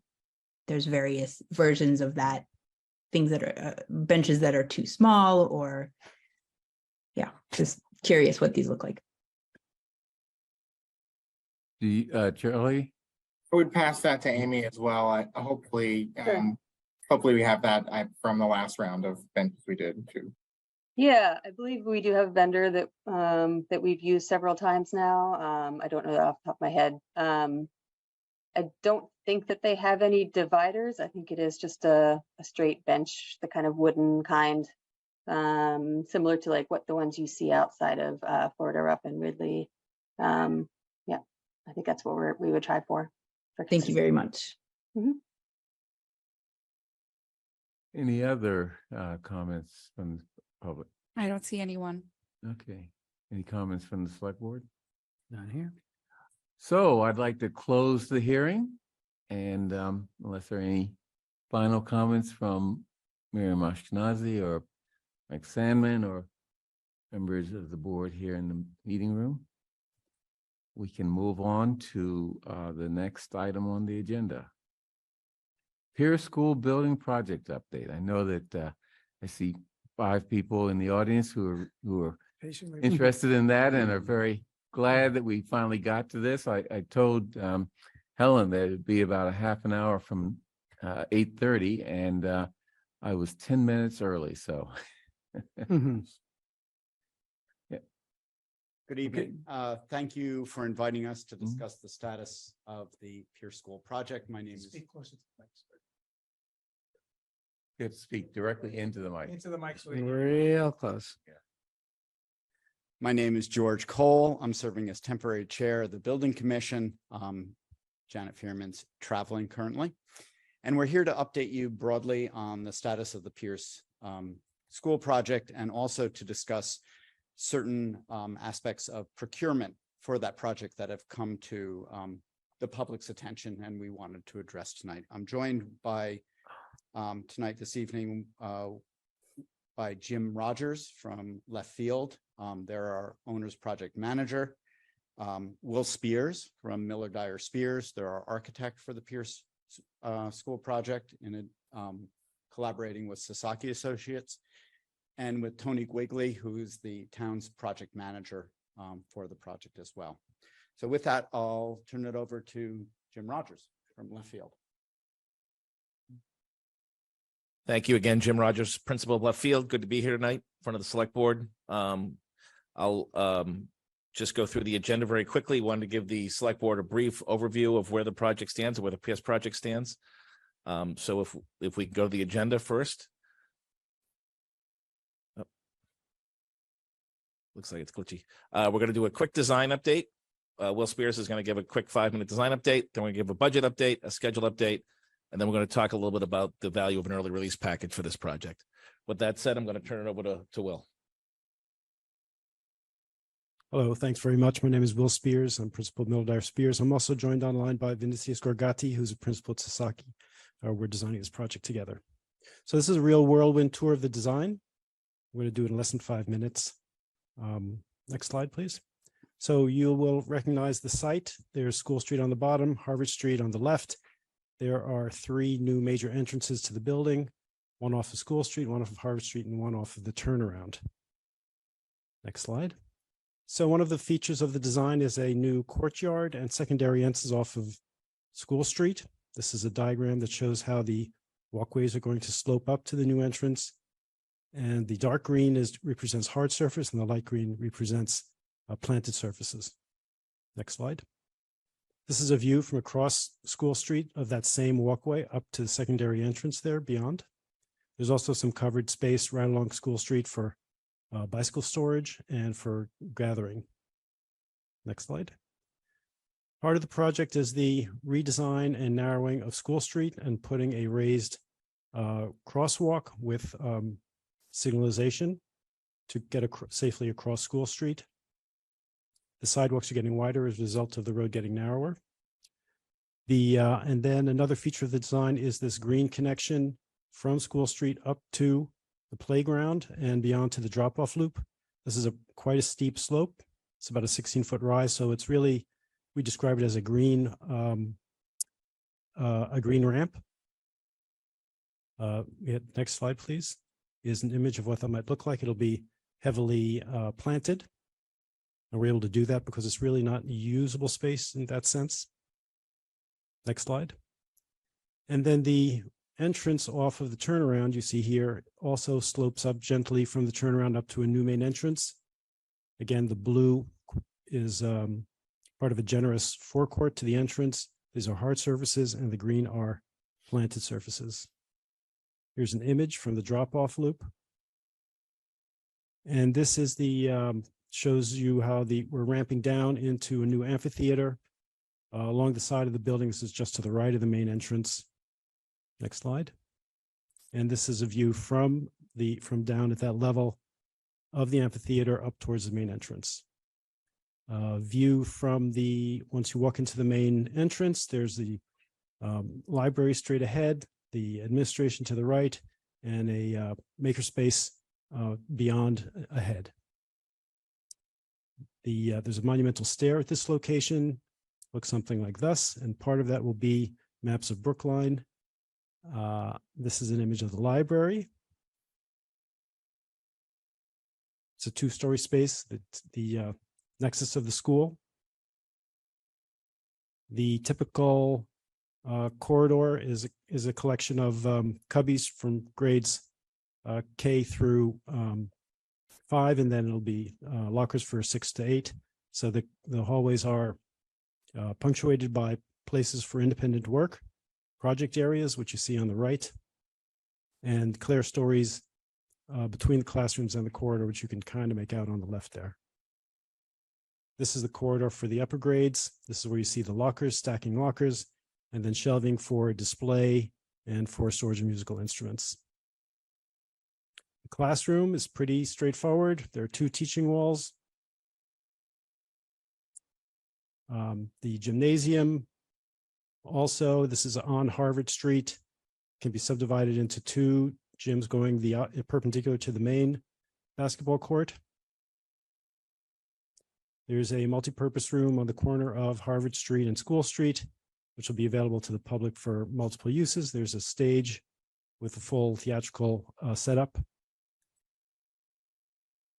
The dining, this is an image really from the secondary entrance off School Street, and straight ahead past the dining, which is actually to your right, not very clear, I'm afraid, back to the main center of the school straight ahead.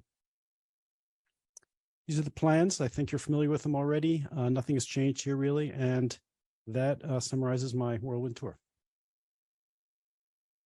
Jim? Yeah, I had one question. First, thank you. It looks like a beautiful building, and I'm a strong supporter of the school. I've learned that some of our newer buildings do not have air conditioning. They have dehumidification. And given the rise in temperature, the lengthening of the summers, August has been, September is very difficult for our students. Will this building have air conditioning? So this building is designed exactly as the Ridley School and the Driscoll School have been designed by the same engineers. It's a combination of full air conditioning and partial air conditioning. All the spaces are conditioned, and all the spaces are designed to remain within the comfort zone. The set points for the areas that are not fully air conditioned are slightly higher than the set points for the spaces that are fully air conditioned. So there are spaces that will be in the building that are not that are not fully air conditioned. It's conditioned air, but it's not fully air conditioned. That's correct. Okay. Similar to the Ridley School. And Yes. I understand that there was some surveying of people as to whether the temperatures were comfortable at the Ridley School during hot periods of the day. My understanding is there have been no complaints. Charlie Sims has reported no complaints on the design performance of that system on that school. Have they finished their presentation? Yeah. No, not yet, but if you have a question for the. Oh, I was going to wait for them to finish. Or Jim Rogers is going to talk about the budget. But, so if you have anything on the design. Oh, on the design. Yeah, no. Ask now. I think we're trying to be cost efficient and we're trying to do the right thing for the environment by keeping the systems right sized for the stated purpose. And I would say, my understanding is about 95% of the schools designed today are designed in the same manner. Yeah, I think my question is probably coming from, there was an experience at the high school this September. The new building is having some significant challenges. Yes. In being cooled. And I would just hope that I don't know if that is the same system. Is it a combination of air conditioned spaces and dehumidification, or I can't speak to that. All I can say is the same engineers designing the same system as at Ridley. Tony Quigley. Hi, Tony Quigley with the Building Department. I would like to reiterate that as far as I know from Charlie Simmons' extremely hot summer, we had no complaints in the shoulder seasons or in the summer. It took us a very long time to get the Ridley School to operate optimally, but we achieved that. And it is now running very well. The high school is a different matter. I am not able to give you many details about it. However, we are working currently with town council on addressing some of the issues on the HVAC system over there. I expect that we will find a solution to that, but it is not related to the issue at hand. Issue at hand being the Pierce School. Right. The design concept that is planned for the Pierce School is sound. Okay, and it is, so it's when you start referencing town council for solving air conditioning issues, I assume it sounds like it's not a legal issue and not a technical issue, or? It is a technical issue. However, I can't really discuss it. Okay. Well, except to tell you that town staff will find a solution to the issues over there. Okay. Okay, thank you. Okay. Jim Rogers, tell us about. So I'm going to, thank you. I'm going to continue on with the update on the Pierce School. I just wanted to let folks know that there were a couple of members from Consigli Construction with us tonight, Jody Sturrock and Greg McGurl, and there are several representatives from left field on the phone with us tonight as well. Jen Carlson, Andy DeShane, and Adam Keene. With that said, I wanted to update the group on the budget. Currently, the budget is still the same $211.9 million that was voted on previously. We are 12% committed, 1% expended, and as of the most recent billing, we're 15% through the DD, the design development process. Next slide, please, Jen. Here we go through the contingency.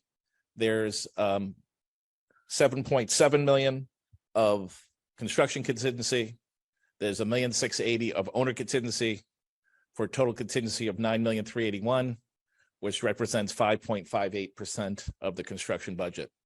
I will say that since, if you go back for one moment, since committing the architect's contract, we've realized another 1.3 million of contingency savings. So those numbers will go up, and we now have a contingency of 6.4% of the overall project.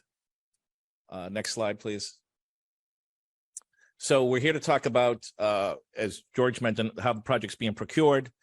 We are now recommending left field an early release package. That scope of that package includes the following: MEP disconnects, site enabling, which includes utility relocations, supportive excavation, demolition, and abatement. So demolition and abatement of the existing Pierce School. So that's the scope we want to contemplate in this first package.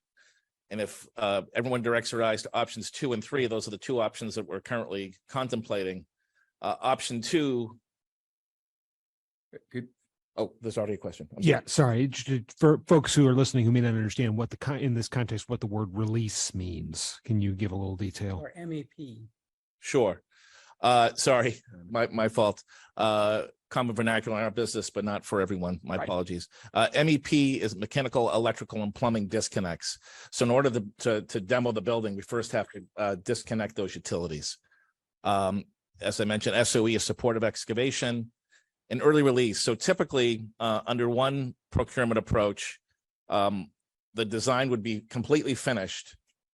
You would bid out the project, and then you would start to construct the project. In this case, to save time and money, we're suggesting to release some of those designs early, these scopes here we just talked about, to be able to start the project while the rest of the design progresses and finishes. So by the dates up here, if you look in that second column, option 2, we're suggesting that there'll be an early release package, or this scope that I identified will be designed and ready to be procured as of 3/18/24. The rest of the design won't be ready till 12/31/24.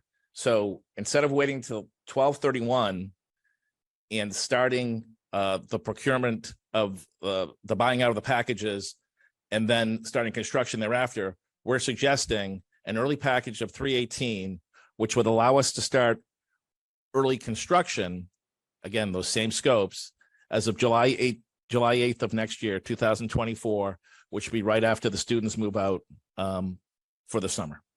And the I'm sorry to interrupt you. Yeah, please. No problem. The reference to a GMP here, I assume that's a guaranteed maximum price. That's correct. So you would bid out the early package as an at-risk, what they call an at-risk model. That's correct. So you would have the contractors who were bidding for you say, we will guarantee to the town that we can do this work for this price and no more. Anything above that is at risk. We would have to pay it if we went above that number. Exactly. And we would do what's called an interim GMP at the end of this early package, which would total about $22 million. So I think that represents about 13% of the overall construction budget. So this early package, again, with those same scopes described, would be about 22 million. We would bid it out March of next year, hopefully start construction in July of next year. If we get to that, I'd like to describe the pros and cons of doing that. Yeah, the reason I ask is because Yeah, I think please. people sometimes have the impression that at risk is a relatively modern construction procurement method. Yes. Massachusetts hasn't allowed it in every context. It's actually further along than some states are. But the idea that I think there was some concern in the community that you'd have to, if you don't get the GMP for the full project, you'd have to bid these out the regular way, and then you'd run the risk of overages. You wouldn't have as at-risk protection. So what you're telling us is you can effectively do a two-phase CM at risk model where you have a bid package for the smaller amount and then the bid package for the larger amount. And in both cases, you can use that model of procurement. Correct. Okay. And you would add up the two GMPs, if you will, the early package and the rest of the buyout. The sum of those two would then become the total of the GMP. Okay, thank you. Yeah, I have a quick question just to follow up. So, Please. I guess what I'm a little confused about is how you guarantee the price of 211 if you're doing it in pieces, if the design hasn't been done yet. How do you guarantee that we will come in at 211? So the guarantee happens after the contract is signed, right? So what we need to do is we need to first bid out the demo in the rest of those scopes, come to we will go out to the consiglio will go out to a number of different subs. They'll qualify those subs. They'll bid the project out. We'll come out with the best price possible for that piece. That gets locked in. They issue a GMP. Once that pricing's in, we present it to the school building committee. We present it to the building commission. Hopefully, if we all agree that's the lowest price possible, we would, with the qualified subs, we would sign those scopes up. Consiglio would issue an interim GMP, and that piece would be done. We would then wait for the rest of the drawings while now the demo is occurring to come out in December. We're suggesting 12/31/24 or 1/1/25. The rest of the design will be complete. We will then go and bid out all the remaining scope, come to a number. They will present all of the bids for those different scopes. They will again qualify all of those different subcontractors providing those bids. They'll add up the sum of all those scopes. That will be GMP number 2, interim GMP number 2. And it's at that point, that they guarantee the price. We won't know where we are until we go and have that second bid. So just to be, want to be clear, and I'm sorry I'm digging into this. No, please. It's late for you and you've spent a lot of time on this. Yeah. Assume I know nothing. Yep. So we have authority from the voters to pay $211 million for the school. Yes. Okay. I'm not sure, I can't remember exactly how the $211 million number was developed. It certainly wasn't developed to the level of accuracy that you're using with this design process. Right. Right, to go out and bid. I guess I worry just a little bit that we're getting into the project pretty deeply, and we still don't know what the project's going to cost. Right. And are we at a point where no return? That's a concern I have, and that's one concern. And then the other question I have is, how many projects like this of this magnitude are done in this fashion of kind of like early release, multiple steps? Yeah, that's a subjective question, but I will say, Left Field as a firm does mainly GMP type approaches. And I would say they're customary in today's day and age, GMPs for larger, more complicated projects. It allows you to bring on the construction manager early. So we've been working with the construction manager in developing this pricing. Yep. for the past 6 months. If we didn't go the GMP route and went GC route, what's known as a general contractor route, we wouldn't know the pricing until 1/1/25 or shortly thereafter when the documents finally get done. We'd bring on the person then, and then we'd price it out. So we still wouldn't know at that point what the pricing was until much later in the project. In this instance, we actually get our toes in the water early. And in fact, I just want to let you folks know too, along the way, we're doing pricing as it goes. So there's a 60% submittal that we have to do to the MSBA. That we again check out where we are with real pricing out in the marketplace. Consigli will do an estimate. They will get sub input on that, and then we'll do 90% drawings. The same thing. We'll do. There'll be a 90% set issued by Will. That will get priced by the contractor with sub input. So along the way, we're doing our best we can to market test these pricings, so that we're not all surprised at the end. I would like to go to the next slide though to preempt some of this. Or just to show you the result and if we don't do it. So there are risks inherent if we do it. But if we don't do an early package, we're suggesting that we would, instead of starting construction in July of 24, we would be starting construction in July of 25 without that early package. And there's two impacts to that as shown up here. The first is that third line down, additional escalation exposure. So by waiting, construction costs have been tending to go up 4 to 6% a year, or we're showing here 4 to 8% with 6 as the median. We're hoping that's starting to slow down a little bit, but the impacts could be from escalation somewhere between, by waiting that extra year to start construction, between $4.5 and $9 million impact. So, we're talking about the concern over, some overruns. We are guaranteed, or I shouldn't say we're guaranteed, there is a risk that we could have somewhere between a $4.5 and a $9 million impact just by waiting. Secondly, there's some additional ongoing construction administration activities by both the CM, ourselves, and the contract and the architect. Pardon me. That's about another $1 million or so dollars. So the overall impact from additional extending, the staff for a year, on top of, additional price risk over that year, adds somewhere between $5.5 and $10.6 million to the project if we weren't to do an early package. If we go to the next slide, I'd like to talk about the pros and cons of that. And I think some of that gets into what we're talking about here. So the pro to eliminating the early release package is, again, cost certainty before the start of construction, right? So if we didn't do the early release package, if we waited the year, if we then priced it out, found out where we were, we would have some more cost certainty. It may not change the position we're in because we still may be over and still may have to be at that point. The problem is with the cons. If I look at the bottom two quickly again, we would have still that additional escalation, additional soft costs.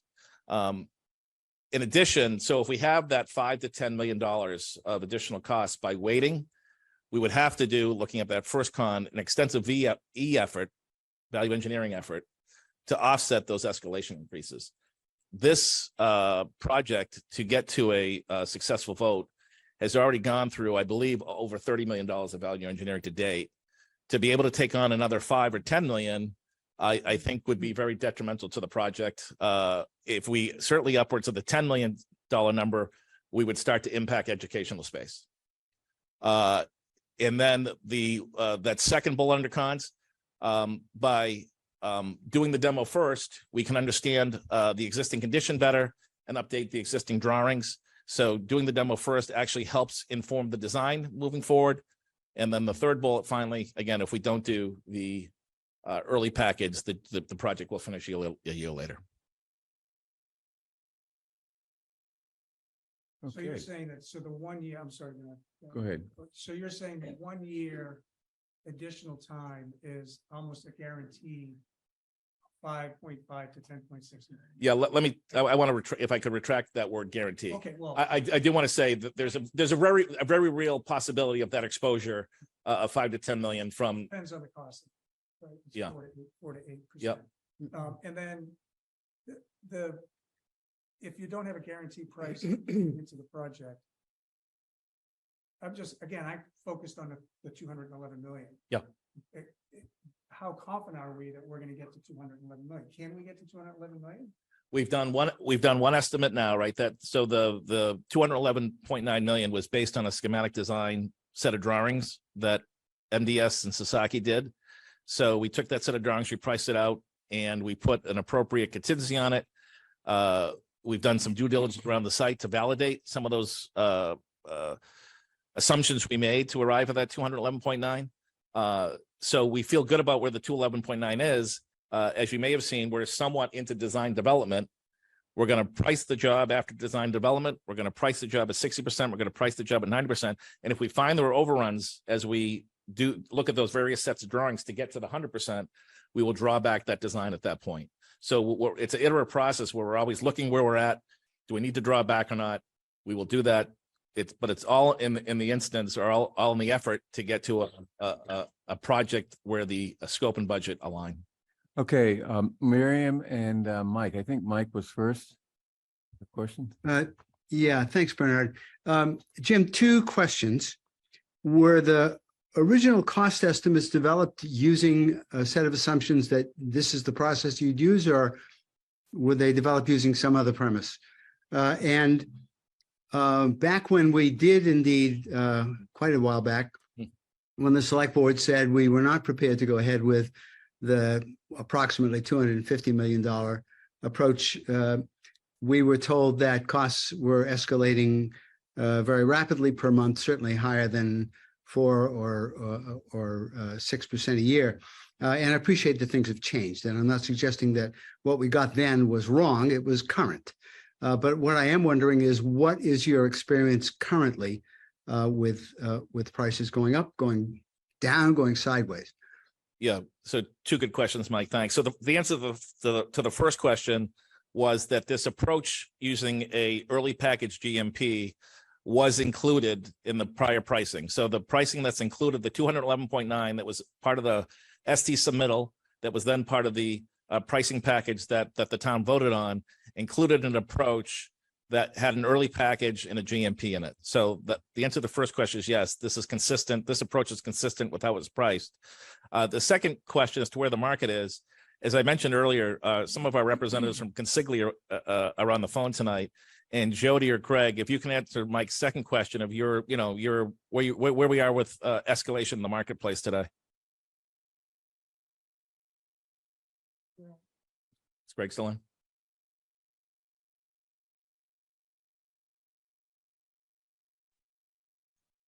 Can you hear me? Oh, yeah. Hey, Jody.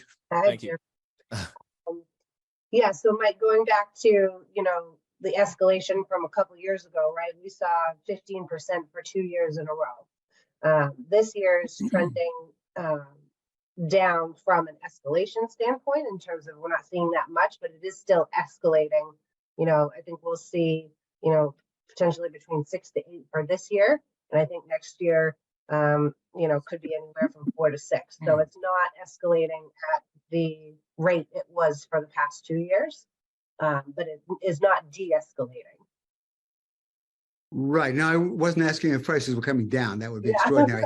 What I was asking is what's your experience currently? And I gather what your experience currently is more of a 6 to 8% for this compared to the prior year. Year, we're projecting 4 to 6. Yeah. Okay. Thank you. If I could offer one more clarification too, Helen Charlepsky is here with us from the school committee. She reminded me, when we do those estimates, I mentioned maybe at the end of DD at 60%, 90%, there were actually 2 estimates formed. So the folks from Consigli who you just heard from do their estimate. We then have an independent estimator do a second estimate, and those 2 estimates are reconciled. So there's quite a bit of, talent that goes into the development of that price and where we are, so that we can always be, again, ensuring that the scope and budget are aligning as we move forward. Miriam. Thank you. So first, it might just be me, but the packet that I have has Driscoll in it, not Pierce. So I don't know if I just don't have an updated packet, but that actually draws me to my question, which is, did this process occur? Because Driscoll, while I'm here for the finish, I wasn't there for the beginning. did Driscoll draw on this similar, and I'm just at the word and I'm completely blanking on it.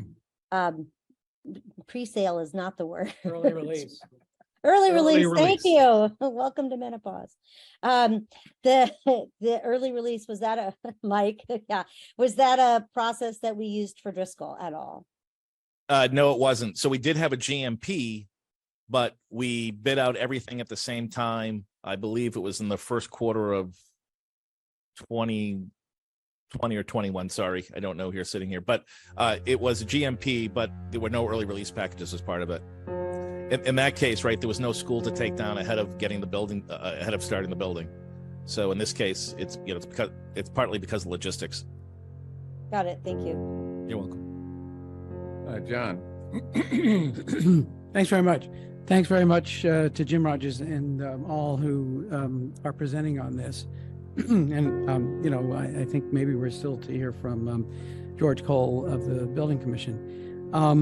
I'm going to take a little bit of time. I hope people will be patient with me because I want to expand on the information that's already been presented, excuse me, in this discussion, to add some information. Some of this information was actually new to me as of today. So the Building Commission is going to meet a week from tonight, and they're going to, now that they have in hand this written explanation of the, you know, the what's the advantage, disadvantage of proceeding to demolish the Pierce School prior to there being a guaranteed maximum price for this project versus, you know, the possible downside to insisting on a guaranteed maximum price. They'll have that information in hand in writing for the first time in 3 meetings that they've had. So they had 2 prior meetings where all of these issues were discussed, but the Building Commission, quite understandably, still wanted more time to weigh this, and they wanted more specifics, and they wanted them in writing. So I think we can safely assume that, you know, on the Building Commission, this is not an easy decision. It's not an obvious choice between these 2 things. And we'll see what happens when they have their discussion now that they have this in hand, in writing.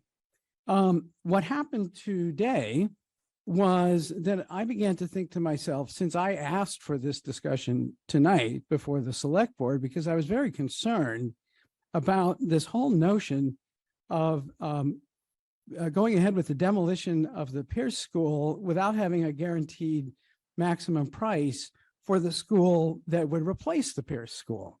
And I thought, well, that just doesn't sound fiscally responsible. And if you observed the meeting of the school committee, where several members of the school committee, granted, not Helen Charlowski, who's here today, but the chair of the school committee, Steve Ehrenberg, among others, had questions. I'm going to say that I'll just limit it to those 2 because those are the 2 that I have on record.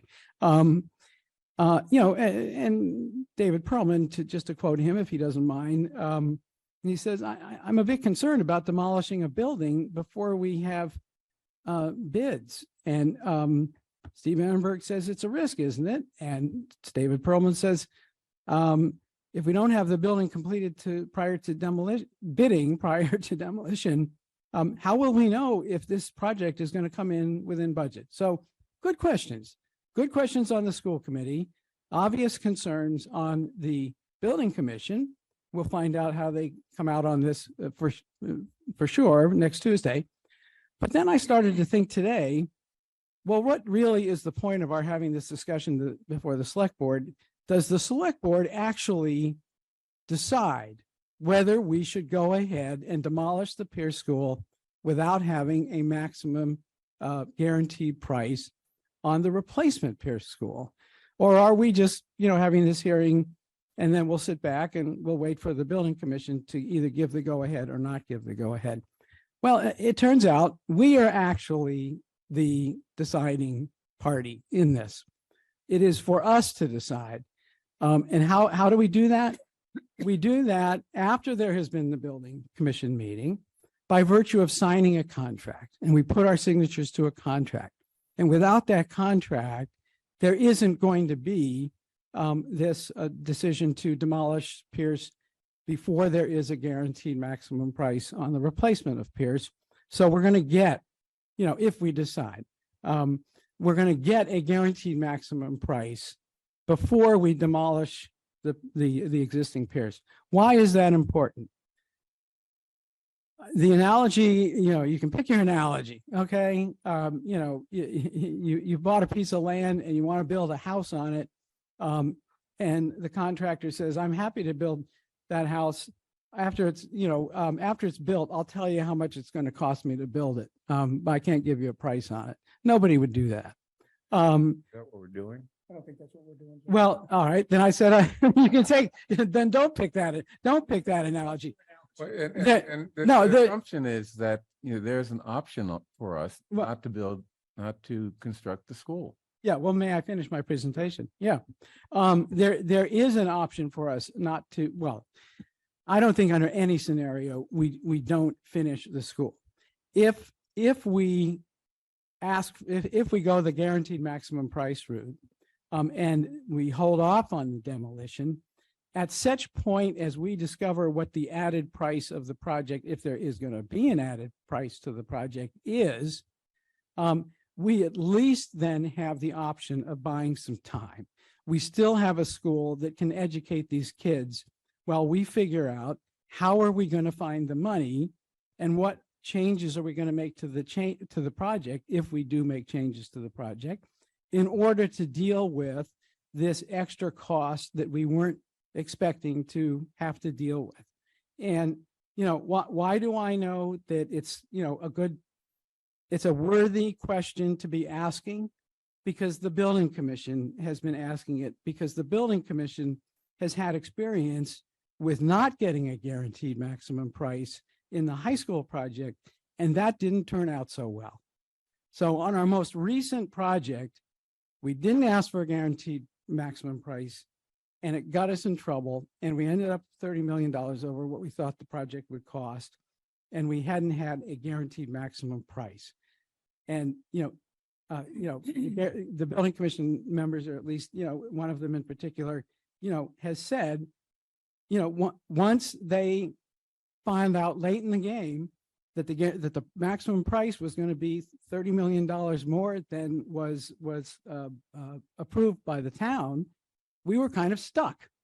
And that's exactly what's going to happen if we go ahead with demolition of the Pierce School, the existing Pierce School, before we get a guaranteed maximum price on what the project will be. We will be stuck. Our options will be extremely limited as to how we deal with the impact of this extra cost. So in my role as a select board person, I'm not telling the building commission what to do. I'll look forward to seeing their discussion of this, and I'll look forward to their decision on this. I am saying that I will not sign my name to the contract that will come our way if the decision of the building commission is that this should go ahead without there being a guaranteed maximum price. I leave it to my other my colleagues on the select board to make their own decision as to whether they are comfortable signing that off, not knowing what the guaranteed maximum price of the project will be. Thank you for allowing me to take the time to say that. George, you have something to say? Thank goodness. So John, you've articulated my anxiety about issuing an early release package for demolition before having a full GMP. And if we demo the school and the remainder of the GMP comes in higher than what is budgeted, we would have to go back and redesign, which would delay the project. On the other hand, if we did a full, completed all the documents, put it out to bid, and the bids came in at that point too high, we would have to do the same thing. In other words, does the early release package actually increase the risk of overage? Probably not, because we're going to find out how much the school costs when the design really will cost when the design documents are done. So we run that risk either way for overage, right? The difference is we will have demolished the school. And if the overage is so significant in either, and having demolished the school, there's no turning back. If you bid the whole package together and there's a huge overage, at least you have the option of continuing to occupy Pierce as it is and figuring out where you want to go from there. You'll remember that we have done almost every school, every building in this town during my tenure on the building commission. And until the high school, we had never exceeded project budget. We delivered on time, on budget, and we're really proud of that. The high school experience was particularly painful, but it really wasn't due to early release packages. It was related to two externalities, and they were COVID and the disruption in both labor and material supplies and increases in cost due to those disruptions, and dealing with the MBTA and their relative craziness in terms of building over the tracks. Those two externalities were primarily responsible for the cost overruns on the high school. So in terms of structurally, do early release packages actually increase the risk of cost overruns? No, they don't. It's just that you don't have an option if you have a massive cost overrun to go back to the old school. So this is what we're weighing right now, John. George, what would be an example of what would cause a massive cost overrun? Well, one thing is Disruption to the delay. supply chain, for COVID instance, isn't it? like COVID was an example. Right? Okay, Mike has his hand up. I'm so sorry. Go ahead, George. We try to do estimates. As you heard, we do like 5 estimates all along the way using 2 estimators, but sometimes they get it wrong. And sometimes they're not reading the market correctly. And this is what we try to prevent, but it's, we can only do what we can do, right? Chaz, and then Mike. I'm just curious, the high school project, how much of that was MSBA funded? None. Yeah, I was curious because the MSBA, one of the big, as I understand it, one of the big requirements of the MSBA that municipalities chafe at is that they require you to do this work and come in with a price, and they determine how much of that they're going to fund. And my understanding is that Brookline made a conscious choice not to do that with the high school because they said, if we get locked into this and then it goes over, what results? It doesn't seem fair to have the MSBA kind of be the be all and the end all of what that number is. And then, again, for externality purposes, the fact of the matter is wound up being over budget fairly significantly because we didn't go through the MSBA process, not because we didn't, but there was an opportunity. The reason why the MSBA makes people go through that process is to generate not 100% certainty, but at least some certainty that the number that you're getting to is in the ballpark of the ultimate construction figure. So there is some sort of check at the state level on this as well, isn't there? There is, but I would say that we went through every procedure that the MSBA would have required in terms of constant estimates along the way. Yeah. Again, the high school, I really do have to lay the blame to externalities on that one. Okay, Mike. Well, George just made the point that I was going to, and not only that, but it wasn't a matter of knowing that those things were going to happen as we were getting started. They happened in the middle. So COVID was a black swan event, as they say, and the MBTA is, they're our pet black swan. Swan of a different color. A swan, Great well, swan. a bird of a different color. But it would have been impossible to predict at the beginning, no matter what process that we'd followed for estimating that those two things were going to happen. Okay, Paul. One more That's your question. name. So are we being asked to decide something? No, tonight, or no, are we we're just being still given an waiting update. Giving us an opportunity to give them a hard time. Okay. Yeah. No. Well, Sharing our dilemma with you. right, and helping us understand what that dilemma is and the cost of one way or the other. I mean, one huge cost I don't think anyone mentioned is that any delay of a year, for example, is going to be very costly because of acceleration of cost and other uncertainties. So Is the year a maximum, or is that the top end? Could it be 6 months or? whatever it is, it's going to be costly. So It's probably a year. Yeah, it's a year based on when the second set of construction documents are going to come out. It's a year. John? Well, I didn't want to get into that Mary. because, I don't, Be quick because Mary. yeah, that's fine. Yeah.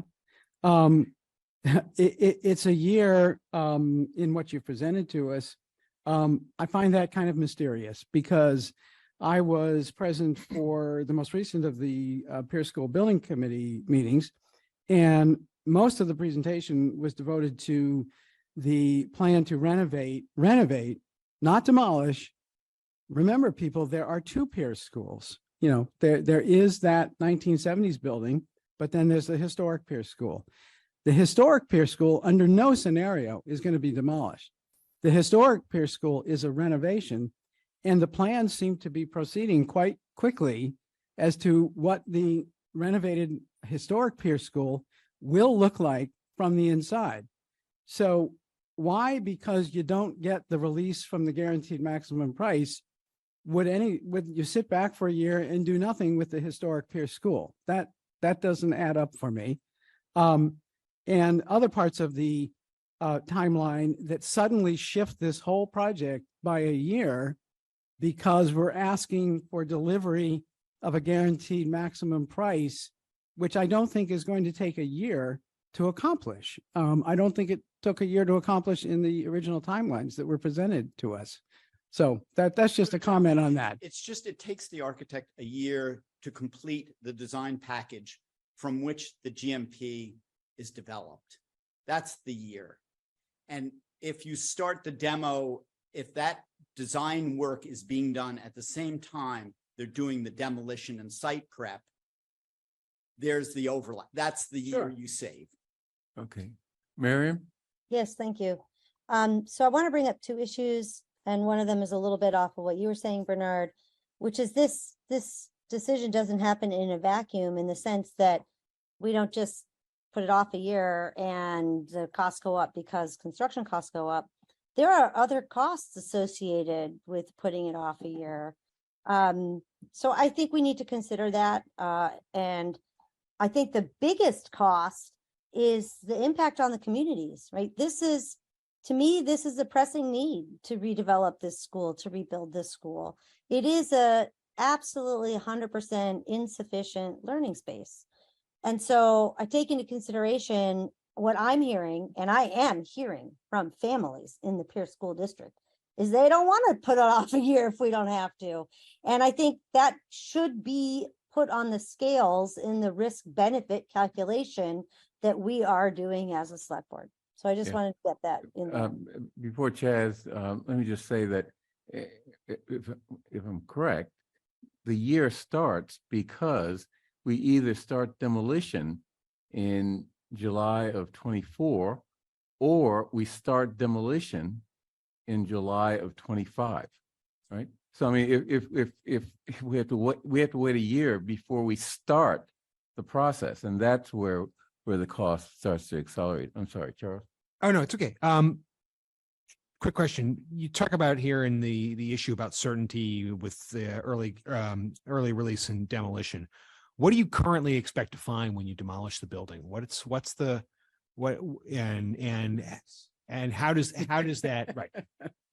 How do you expect, certainty about what you're finding to potentially change the price for better or for worse? So that's a difficult question, right? There's a lot of unforeseen there. However, we've done a lot of due diligence, and I don't know if Adam or Andy are on the call right now, can describe some of the due diligence we've taken so far to make sure that we've understood, those risks as much as possible.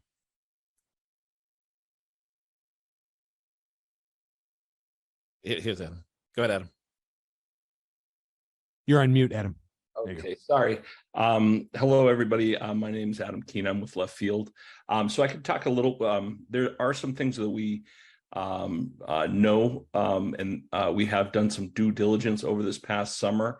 We've done boring, both geotechnical and geo-environmental all around the Pierce building. We've even done some within the garage. So those are limited. We have tested soil and characterized it. So far, so good, but I will caution that's very early information. I can also report that prior to the Pierce building being built in the 70s, there was a few buildings demolished there. So there could be remnants of foundations there from those buildings, but we are not certain. And do you think increased certainty? What's your view on the delta there, or the swing there? Are you thinking that knowing more is likely to create a reduction in price, or do you think that the certainty of something potentially worse may in fact raise your GMP, the GMP, if you do the early demo? Well, actually, by demoing the building, creating the supportive excavation, and stopping at that moment, we will have a better opportunity to get the boring rigs back in there and do some more advanced geotechnical borings, and we can also do more advanced characterization of the soil, which should give us a better opportunity to bid those site trades well, site and structural trades well, or better. One last question. What's your, we have this line item on the presentation for construction costs, one big line item for 168 million. Obviously, it's because the drawings aren't done, things aren't. What's your estimate currently on environmental remediation? What percentage of that would you say is environmental? I don't know if Greg has that. That's okay if you don't have it. I'm curious. I'm sorry, we don't, or I don't. Yeah, it would be helpful to know what that estimate is. Thank you. Okay. I will add that we have done, as part of our due diligence, we have done a very, very thorough hazmat survey. We have just under 500 samples within both buildings. So we did some destructive investigative sampling pretty thoroughly this summer. So we do have a good idea of what we have. That's great. Yeah, that's my concern. Thank you. John, you had another question? Yeah, I just want to add a couple more points to this. On the question of delay, let's say we do demolish the school without there being a guaranteed maximum price. And then we discover that the guaranteed maximum price after the demolition of the school is $30 million more than we have funded. Won't there be some delay at that point in the project because of the need to find additional money or to maybe redesign the project? I can't imagine that it'll go full speed ahead at that point if there has been, a major discovery of a potential cost overrun here. We would have to stop and where does redesign. 30 million more come from? I mean, is that just a guess? Or? I'm posing a hypothetical. So hypothetical based on. Well, based on the high school was $30 million. We just talked about how that's irrelevant to this. It's not irrelevant, Bernard, and I'm sorry to hear you say that. We're not over an MBTA line. To say, and the MBTA was 8 million of the 30 million. So, let's be clear about the numbers here. And it wasn't all, I forget the word that was being used for it, inflation and COVID and so on. There was a major construction problem that occurred in the older of the buildings that had to be dealt with, and other issues too. They're still dealing with issues to this day. I'm on a committee of 7 to deal with an issue having to do with a tunnel at the high school that has to be addressed. So, okay, first Jim, then Paul. If I may, Helen just brought up another great example. With the Driscoll School, as I mentioned, we did no early packages. We waited for everything to be bid out, and then we went to sign the GMP. But when we added up all the bids, we were $6 million over. So we had the opportunity at that point. We spent 60 days, redesigned the building, took $6 million out. We were able to maintain schedule and budget. And that's the process we followed. So it does happen. We know how to draw it back. If it's 6 million, 5 million, 4 million, we can do it. the $30 million, example you raised, John, I don't know what any project would do, quite frankly. Paul? So I guess first, I want to thank you for all of the explanations and for the information, George. This has been really educational for me. I accept that the high school was a horse of a different color. There's some really unusual circumstances there, although John raises a good point that, we had a problem with a wall and we did have to spend more money to fix that. But I think the supply chain, the delay, I remember all of the complexities of that when that project was being done. I'm looking forward to the building commission meeting and having more information on this and coming with a recommendation. I would be more, I'm a risk guy. Like, I just want to understand the risk. When John says 30 million, what's the probability of a $30 million surprise coming? You can handle 6, could we handle 30? Right. And that's really, to me, is just getting me comfortable with, I think what Mike said, are we using the same methodology that we used for the original estimate? Paul, your mic. Are we using the same methodology from the original estimate? I think as Mike brought up. I really just want to get comfortable with the risk. I'm not afraid of risk. I just want, this thing has to cost us $211 million. And we can't, not be without a school. And to go back to the voters and asking for another 30 million would be really, really, really not possible. Okay, Mike Sandman, you had your hand up. Yes, thanks, Bernard. I think that between Jim and